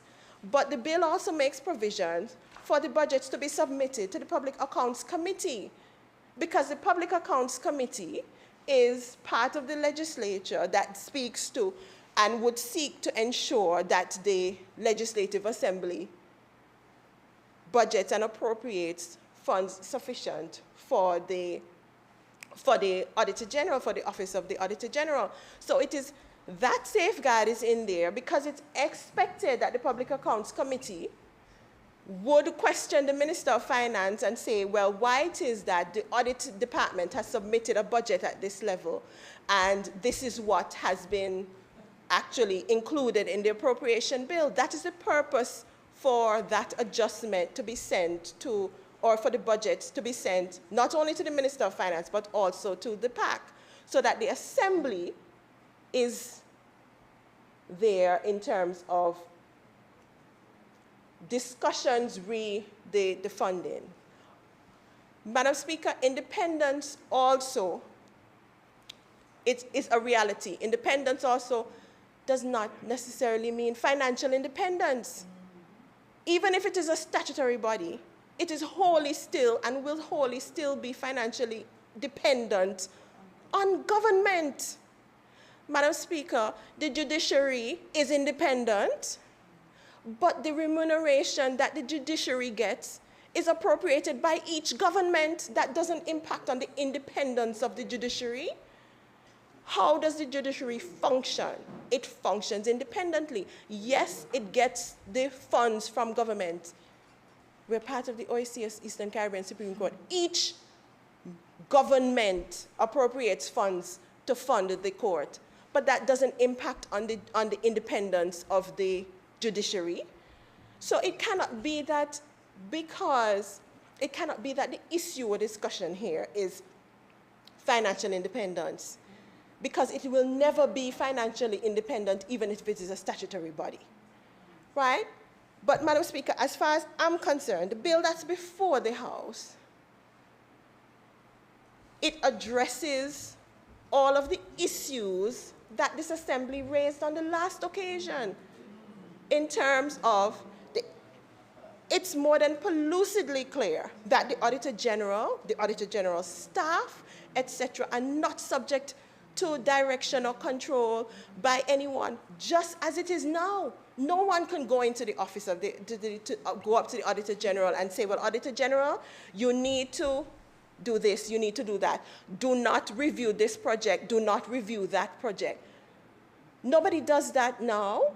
And is it that we're saying that that is happening? I don't think that that is what this Assembly is saying. So, Madam Speaker, the bill before, I'm trying to see whether or not there was anything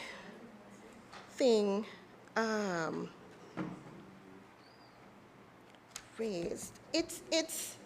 I don't see what else can be done in relation to setting up a national audit office that is independent and that clearly outlines the duties, roles, and responsibilities. It even makes provision, Madam Hector mentioned the fact that it should be audited by an audit, yes, appointed by the Legislative Assembly. The legislation makes provision for that external auditor and makes it clear that that external auditor is subject to the same responsibilities in terms of not being subject to control or direction by anybody, and must submit the reports, must meet the same standards as the Auditor General when they're preparing the audit in relation to the external audit. Madam Speaker, I thought it necessary, my response is long, but it is important for the members of the Assembly to be reminded of what the position was when we were here last. And it's also important for the public to be reminded of what has been done. As far as I am concerned, the current audit department is more than independent. What we're seeking to do, and as I said, we've consulted with the Auditor General on this and with the staff. There were concerns in relation to the previous version with the secondment and what is going to happen, so we sorted that out. Okay, it will remain as part of the public service. There will remain public officers. Those who are contract as public officers can remain so if they choose. Those who are permanent and pensionable can remain so should they choose. They have an option to decide whether or not those on contract, whether they want to remain public officers or come on as PNP public officers. I don't see what else can be done in relation to the legislation. But Madam Speaker, if it is that the Assembly is asking that the bill be withdrawn, or maybe we can go into committee stage and I can find out what other issues, because and I can still make that decision at that point in time. But at this point, Madam Speaker, I am at an absolute loss for what So I will be guided. I will request that we go into committee stage. The members can express what other issues they have, and a decision can be taken. After that, read the status of the bill. Thank you, Madam So Speaker. it has been moved and seconded that the bill shortly entitled the National Audit Office Bill be read a second time. All those in favor say aye. All those opposed nay. And the ayes have it, the bill will be read a second time. National Audit Office Bill 2024. We'll now go into committee stage to look at the bill in more details. The floor is open for discussion on the details of the bill.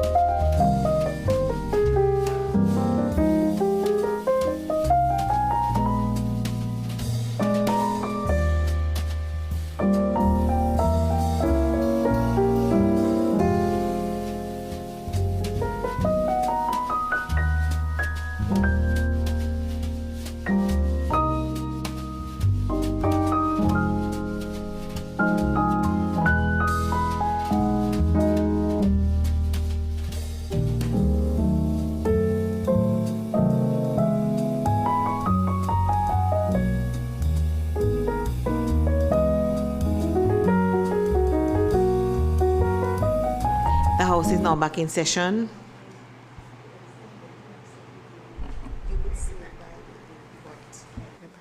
I recognize the Honorable Attorney General. Thank you, Madam Speaker. Madam Speaker, I rise to move a motion for the second reading of the bill shortly entitled Jury Amendment Bill 2024. Sorry, we needed to say that the bill is deferred. Oh, sorry, Madam Speaker, apologies. Yes, Madam Speaker. Just to report, the National Audit Office bill will be referred to a committee of the House for review. Thank you, Madam Speaker. Now, Madam Speaker, to proceed. I would like to move a motion for the second reading of the bill entitled Jury Amendment Bill 2024. Madam Speaker, bound by the ruling of the Eastern Caribbean Supreme Court Court of Appeal in the matter of the BVI case of Alado, Tyson, and the Queen, the High Court of Montserrat ruled in February 2024 that the Section 27B of the Jury Act of Montserrat, which permitted the Crown to stand by jurors without limit during the selection process, must be struck down as being unconstitutional. The court finding that Section 27A of the Act, which allows persons charged to peremptorily challenge 3 jurors without cause, could not stand on its own, and also struck that provision down.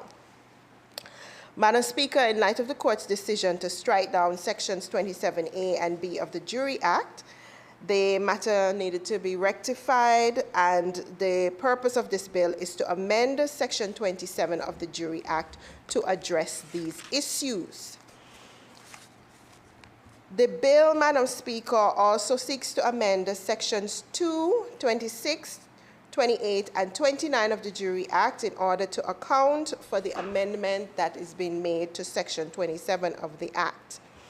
The bill also inserts a new section which provides for alternate jurors, which would reduce the need to discharge an entire jury in the event that a regular juror is later found not qualified as a juror, or if jurors fall ill or for whatever reason are no longer able to serve. Madam Speaker, the main clauses of the bill, well, Clause 1 is the short title and 2 interpretation, but Clause 3 inserts into the definition section a definition for alternate juror, which means a juror impaneled to sit in the trial of any proceeding pursuant to Section 29 and 29A of the Act. Clause 9 amends Section 26 of the Act to clarify the numbers of persons who may constitute a jury. It provides that a jury impaneled for a trial in any proceedings must consist of 9. The current Act does provide for 9 jurors. Clause 5 amends Section 27 of the Act by giving either party to the proceedings, that is, both the prosecution and the defense, not more than 2 peremptory challenges, and by giving each party to the proceedings an unrestricted right to challenge for cause. If 2 or more persons are arraigned together, that is, where there are 2 or more accused persons, then each person so arraigned would be entitled to 2 peremptory challenges. Clause 6 of the bill deletes the existing Section 25 of the Act, which is headed Challenges for Cause, and this is because Section 28 is now subsumed under 27, which provides for both peremptory challenges and challenges for cause. Clause 7 of the bill amends Section 29 of the Act which sets out the process for impaneling a jury. It outlines the steps to be taken by the registrar. It includes the process for what happens when jurors are challenged, and outlines the process for taking of the oath or affirmation for the final 9 jurors empaneled. The section also makes provisions for persons to be summoned, to be added to the panel of jurors, and for the judge to discharge persons from the jury panel as he or she thinks fit. Clause 8 of the bill inserts a new section 29 into the Act. Section 29A provides for the selection of alternate jurors. It gives the judge the power to direct that in addition to the regular jury, up to 2 additional jurors may be empaneled to sit as alternate jurors. The alternate jurors would attend and remain in court during the proceedings in relation to which he or she is empaneled. These alternate jurors would be able to replace a regular juror who, prior to the time the jury retires, becomes or is found to be unable to or is disqualified from performing duties as a juror.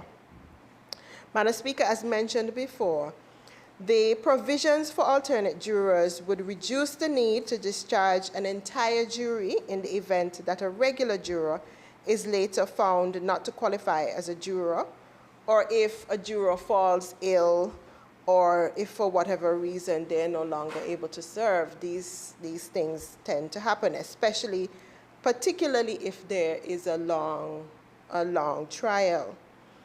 Madam Speaker, this is seen as a benefit to not only the accused, but also to the persons who have to serve as jurors, to the court, and also to the general administration of justice. Madam Speaker, this is the extent of the amendment being made under the Jury Amendment Act, and I commend the bill to the House for its consideration and further debate. Thank you, Madam Speaker. I recognize the Honorable Financial Secretary. Thank you, Madam Speaker. Madam Speaker, I rise to second the motion for the second reading of the bill shortly entitled Jury Amendment Bill 2024. The floor is now open for any contributions to the Jury Amendment Bill 2024.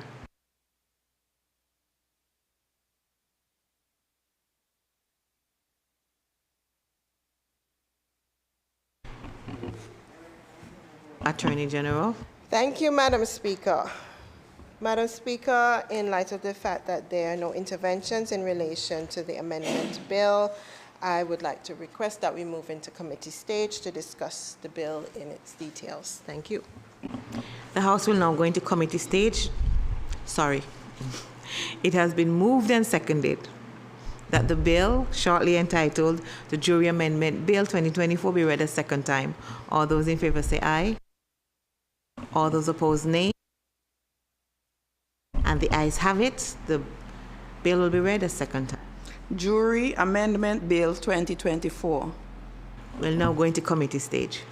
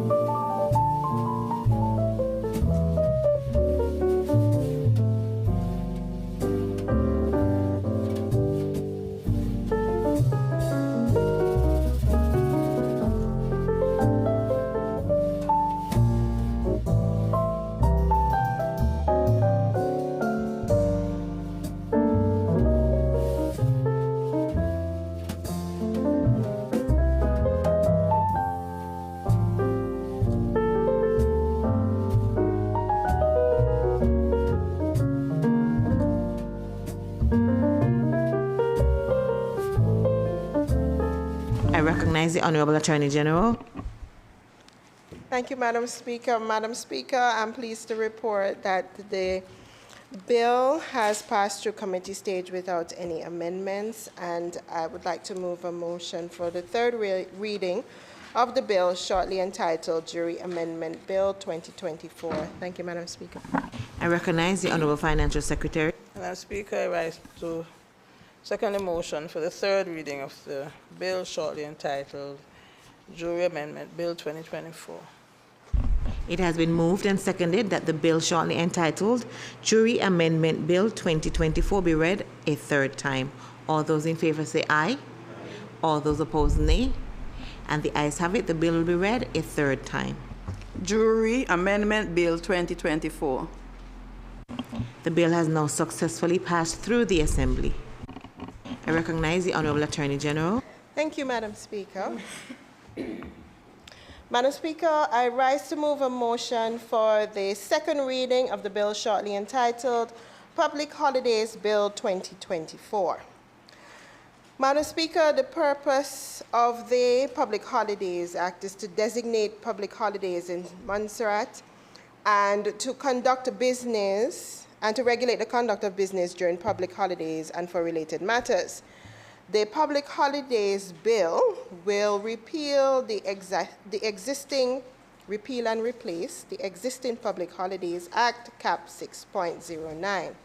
Madam Speaker, similar to the current Act, the bill designates a number of public holidays which are outlined in the schedule of the bill. The bill also empowers the governor, acting on the advice of Cabinet, to designate other days or parts of a day as a public holiday. The governor, acting on the advice of Cabinet, can also change the date of an established public holiday where it is inexpedient that the initial day remains as a public holiday. Madam Speaker, most of the current public holidays have been repeated in the bill with some modernization of phrasing. Clause 2 of the interpretation section outlines the term public holiday, which is used in the bill, and also for the purposes of clarity and clarifying the establishments captured by the term shop within the bill, a definition has been inserted which states that a shop includes any premises where goods are sold or offered for sale. Clause 3 requires that banks and public offices in Montserrat be kept closed on the days set out in the schedule as public holidays. Clause 4 empowers the governor, acting on the advice of Cabinet, to appoint a day to be reserved for a public holiday. And in respect of days for which no date has been inserted, for example, Easter and Whit Monday. As is provided for in the existing Act, Clause 5 of the bill provides that an act required to be done by law on a day that is a public holiday may be lawfully done on the next succeeding day that is not a public holiday, a Saturday or a Sunday. And the Clause 6 addresses how bills of exchange and promissory notes due and payable on a public holiday are to be dealt with. Clause 7 provides, as does the current Act, that where the day on which a notice of dishonor of an unpaid bill of exchange or promissory note should be given, or on which a bill of exchange or promissory note should be presented or received is a public holiday, then such notice of dishonor may be given on the next day succeeding the public holiday. Clause 8 empowers the governor, acting on the advice of Cabinet, to appoint special holidays or to change a day of a public holiday under the schedule.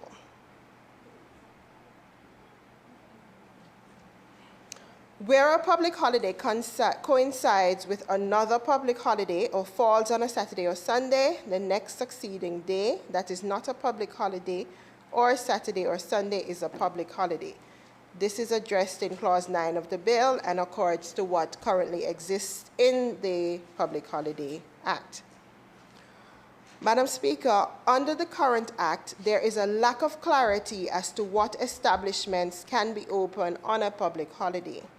The position will now be that, except on certain specified public holidays, shops can be open. Shops are required to be closed on Good Friday, the day of prayer and Thanksgiving, and on Christmas Day. Clause 11 permits the opening on any public holiday of a drugstore or drug shop for supply of drugs, petrol station for the sale of gasoline, etc., a garage for effecting emergency repairs to motor vehicles. Clause 12 makes it an offense to open a bank, public office, or shop in contravention of the Public Holidays Act and is punishable with a fine of $1,000. Clause 13 provides that a reference to bank holiday in any other enactment is a reference to a public holiday under the Public Holiday Act, and it also designates Sunday as a common law holiday. Clause 14 empowers the governor acting on the advice of cabinet to amend the schedule by order, and the clause 15 repeals the current Public Holidays Act. The schedule to the bill, Madam Speaker, outlines the various public holidays in Montserrat. These are the provisions, Madam Speaker, of the Public Holidays Bill 2024, and I commend the bill to the House for its consideration and debate. Thank you, Madam Speaker.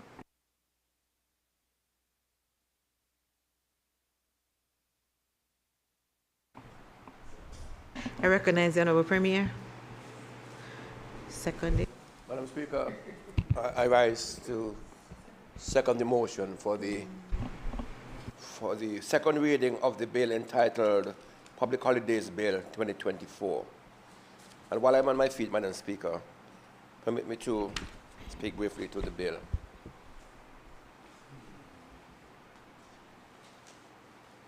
Madam Speaker, public holidays has been a source of contention as it relates to opening of businesses. And for a country like ours with some 12 or 13 public holidays per year, or maybe more depending, we recognize that it is costly to have a blanket closure of business on public holidays. It's costly for the businesses. We are conscious that the private sector depends on making their livelihoods from their business. And if there is a blanket closure that all business must close on public holidays, it's to their disadvantage. I'm very pleased, Madam Speaker, that we are amending this bill to specify those days in which the businesses must be closed, but that the other days, even their public holidays, that the business can remain open. It's important, Madam Speaker, that this happens. And we have identified in the bill, Madam Speaker, the days which are basically religious holidays, where all the businesses must remain closed. And I know 2 years ago we had an incident where on Good Friday, for instance, the police was trying to enforce the legislation and we got pushback from some people in the community. But this bill, Madam Speaker, seeking to amend the public holiday is clear in outlining that Good Fridays, Day of Prayer and Thanksgiving, Christmas Day, or any other day that the Cabinet may approve as a holiday can be, those days businesses are closed. We make it clear that businesses cannot open on these days. But, Madam Speaker, there are exceptions, Madam Speaker, for things like your pharmacy, of course. We understand that there is need for your drugstores to be open in case and gas stations and those areas, those things can be open. So, Madam Speaker, it's a simple bill. I think it's progressive. We have now defined what days can and cannot be open and when they cannot be open. So, and also we retain the section which speaks to if the holiday falls on a Sunday, Saturday or Sunday, the next day is recognized as a public holiday. And that on that day, Madam Speaker, depending on what it is, the businesses can open. I think that is the clarity that we need to make, because we've heard questions from time to time. Can I open on this day? Can I open this holiday? Now the law is clear as to on which days business can open. Madam Speaker, with those few comments, I wish to support the bill.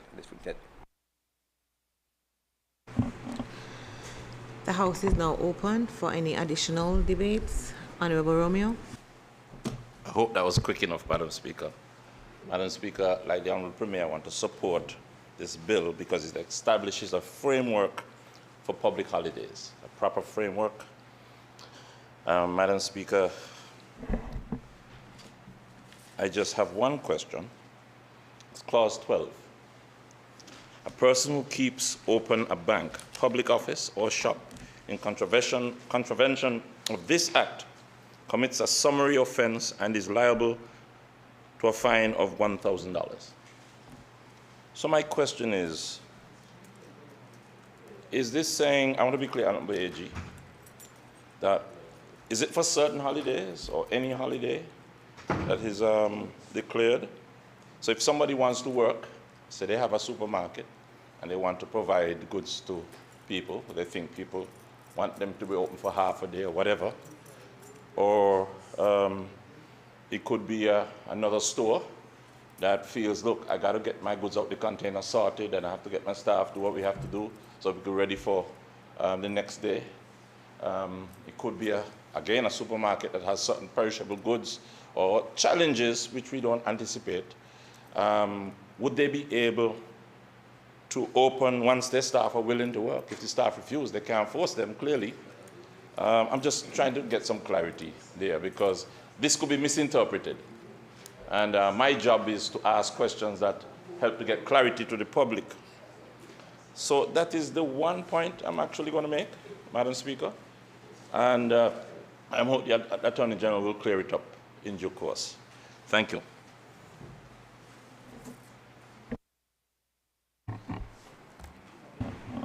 I recognize Honourable Minister of Agriculture.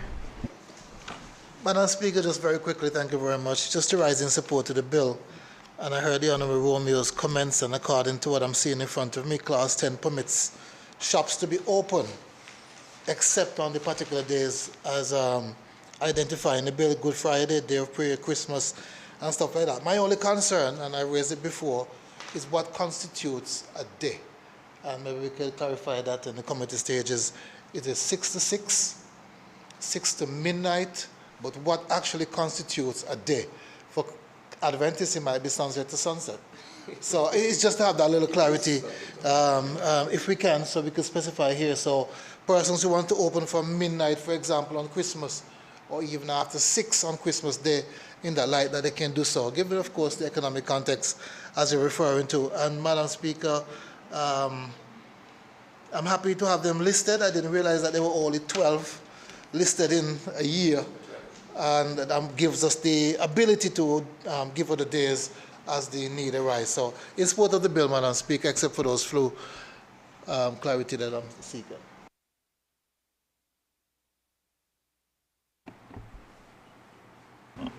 I recognize the Honourable Attorney General.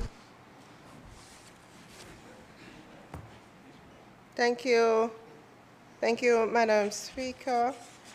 And thank you for those who made interventions on the bill.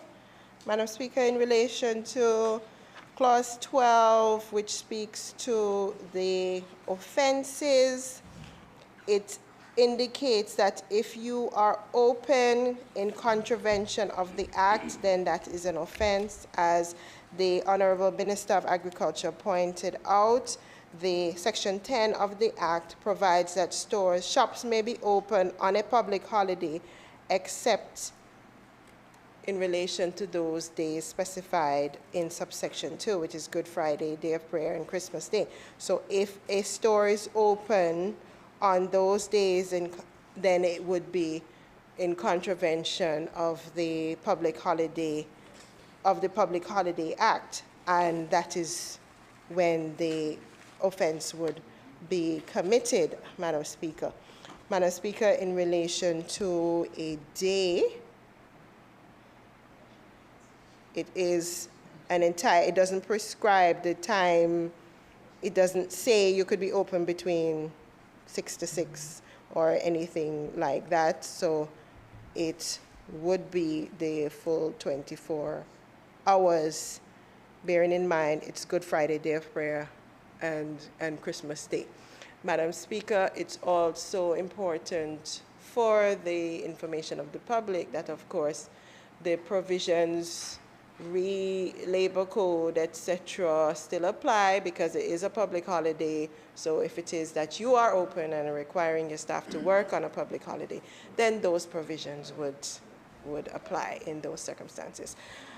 Madam Speaker, so that is my response in relation to the provisions of the bill, and I will ask for us to consider the bill in further detail in committee. Thank you. It has been moved and seconded that the bill shortly entitled Public Holidays Bill 2024 be read a second time. All those in favor say aye. All those opposed, nay. And the ayes have it. The bill will be read a second time.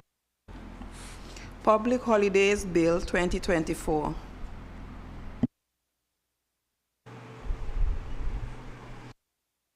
We'll now move into committee stage to look at the bill in more detail.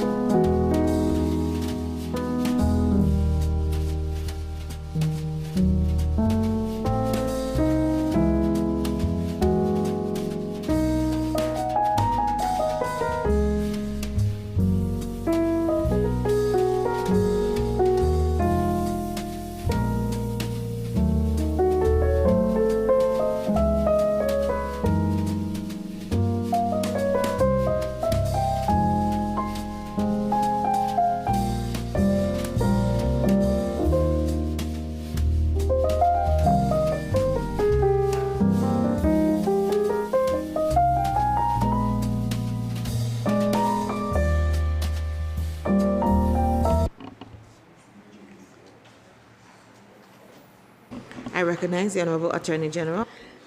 Thank you, Madam Speaker. Madam Speaker, I'm pleased to report that the bill has passed through the committee stage without any amendments, and I would like to move a motion for the third reading of the bill, shortly entitled Public Holidays Bill 2024. Thank you, Madam Speaker. I recognize the Honorable FS. Thank you, Madam Speaker. I'd like to second the motion for the third reading of the bill shortly entitled Public Holidays Bill 2024. It has been moved and seconded that the bill shortly entitled Public Holidays Bill 2024 be read a third time. All those in favor say aye. All those opposed nay. And the ayes have it. The bill will be read a third time. Public Holidays Bill 2024.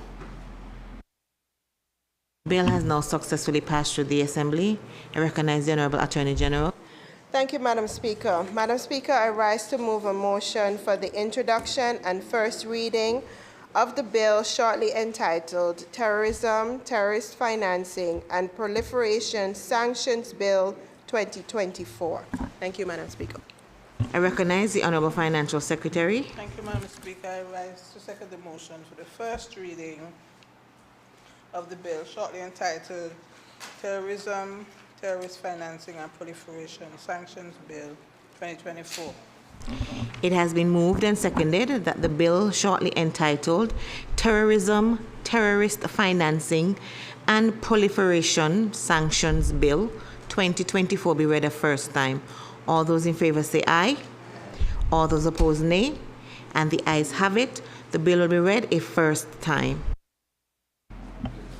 Terrorism, Terrorist Financing, and Proliferation Sanctions Bill 2024. I recognize the Attorney General. Thank you, Madam Speaker. Madam Speaker, I rise to move a motion for the introduction and the first reading of the bill shortly entitled Legislative Assembly, Powers, Privileges, and Immunities Bill 2024. Thank you, Madam Speaker. I recognize the Honorable Attorney General. Thank you, Madam Speaker. Sorry, the FS. What am I saying again? Oh, I rise to second the motion for the first reading of the bill shortly entitled Legislative Assembly, Powers, Privileges, and Immunities Bill 2024. It has been moved and seconded that the bill shortly entitled Legislative Assembly, Powers, Privileges, and Immunities Bill 2024 be read a first time. All those in favor say aye. All those opposed nay. And the ayes have it. The bill will be read a first time. Legislative Assembly, Powers, Privileges, and Immunities Bill 2024. I recognize the Honorable Premier. Thank you, Madam Speaker. Madam Speaker, I rise to move a motion for the introduction and first reading of the bill shortly entitled Cemetery Bills number 10 of 2024.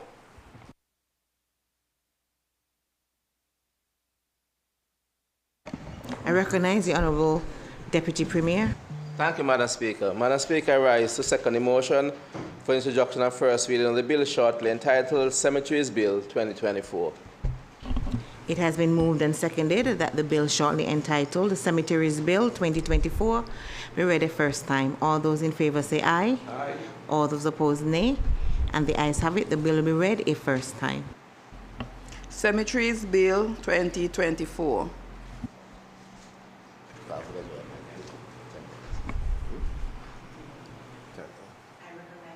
I recognize the Honorable Minister of Communications, Works, Labor. I recognize the Honorable Premier. Sorry. Madam Speaker, I rise to move a motion for temporary adjournment of the Honorable House until 5:30.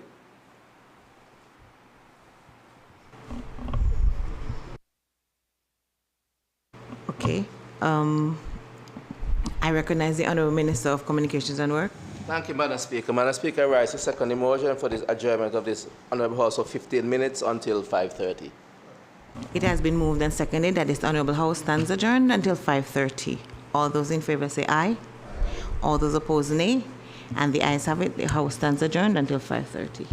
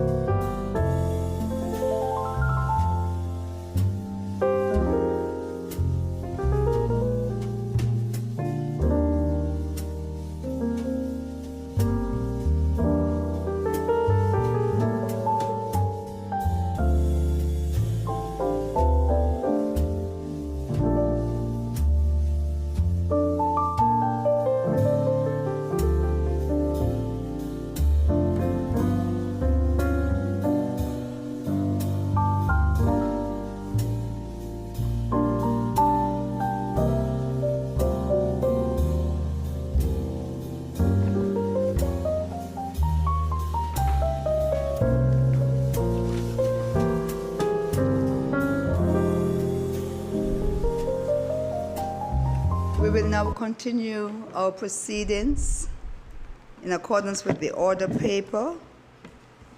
A motion of no confidence in the Speaker of the Legislative Assembly as provided for under the Constitution, and this motion will be moved by Honorable Donaldson Romeo. Thank you, Honorable Deputy Speaker. It's important that I let the public understand what transpired. After having a discussion earlier with the Honorable Premier and Leader of the Opposition and other members of this Assembly, I decided and agreed that it is in the best interest of all, government, opposition, Honorable Speaker, and the country, that I defer the motion of no confidence and allow a discussion amongst us to clarify the issues surrounding the resolutions that were rejected and the vote of no confidence that should have been tabled today. I'm hoping that the general public will understand that it is always best to try and fix things in-house, and that is what I'm willing to do. Thank you. Thank you, Honorable Romeo. Members of this Honorable House, we have a motion that this matter be deferred to allow the House to speak on the matter, and we will need someone to second the motion for a deferral.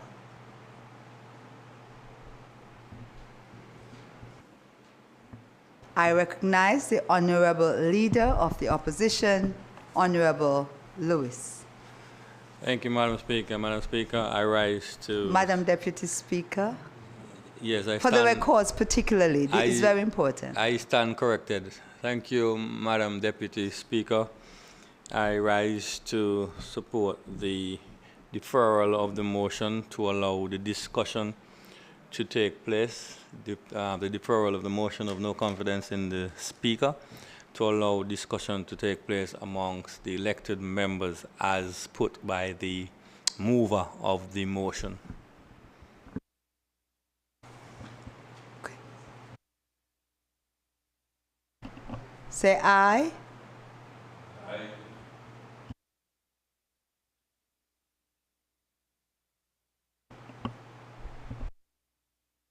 The ayes have it, the ayes have it. We will simply have a clarification on the date of return. Other business.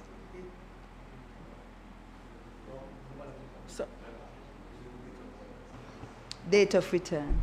The agreed date that this House will meet again to address this matter.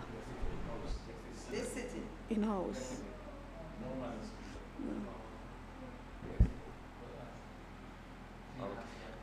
Point of order, Madam Speaker. Please, Honorable Romeo. I believe the suggestion is that we decide on a group from this House to meet at the earliest convenience to have that discussion.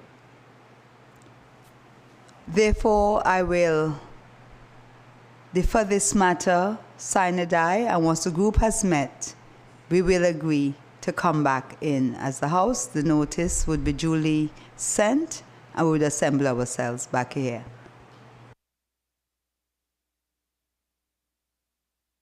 Thank you very much. Other business. Adjournment.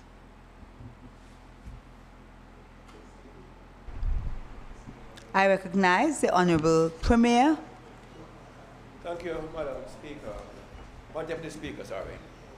Madam Deputy Speaker, I rise to a motion for the adjournment of this Honorable House. Honorable members, there's a motion for the adjournment of this Honorable House. We will need a seconder. Madam Speaker, I rise to second the motion for the adjournment of this Honorable House. All in favor for the adjournment of this Honorable House, sign a die, say aye. Aye. All not in favor, say nay. The ayes have it, the ayes have it. The adjournment, please rise.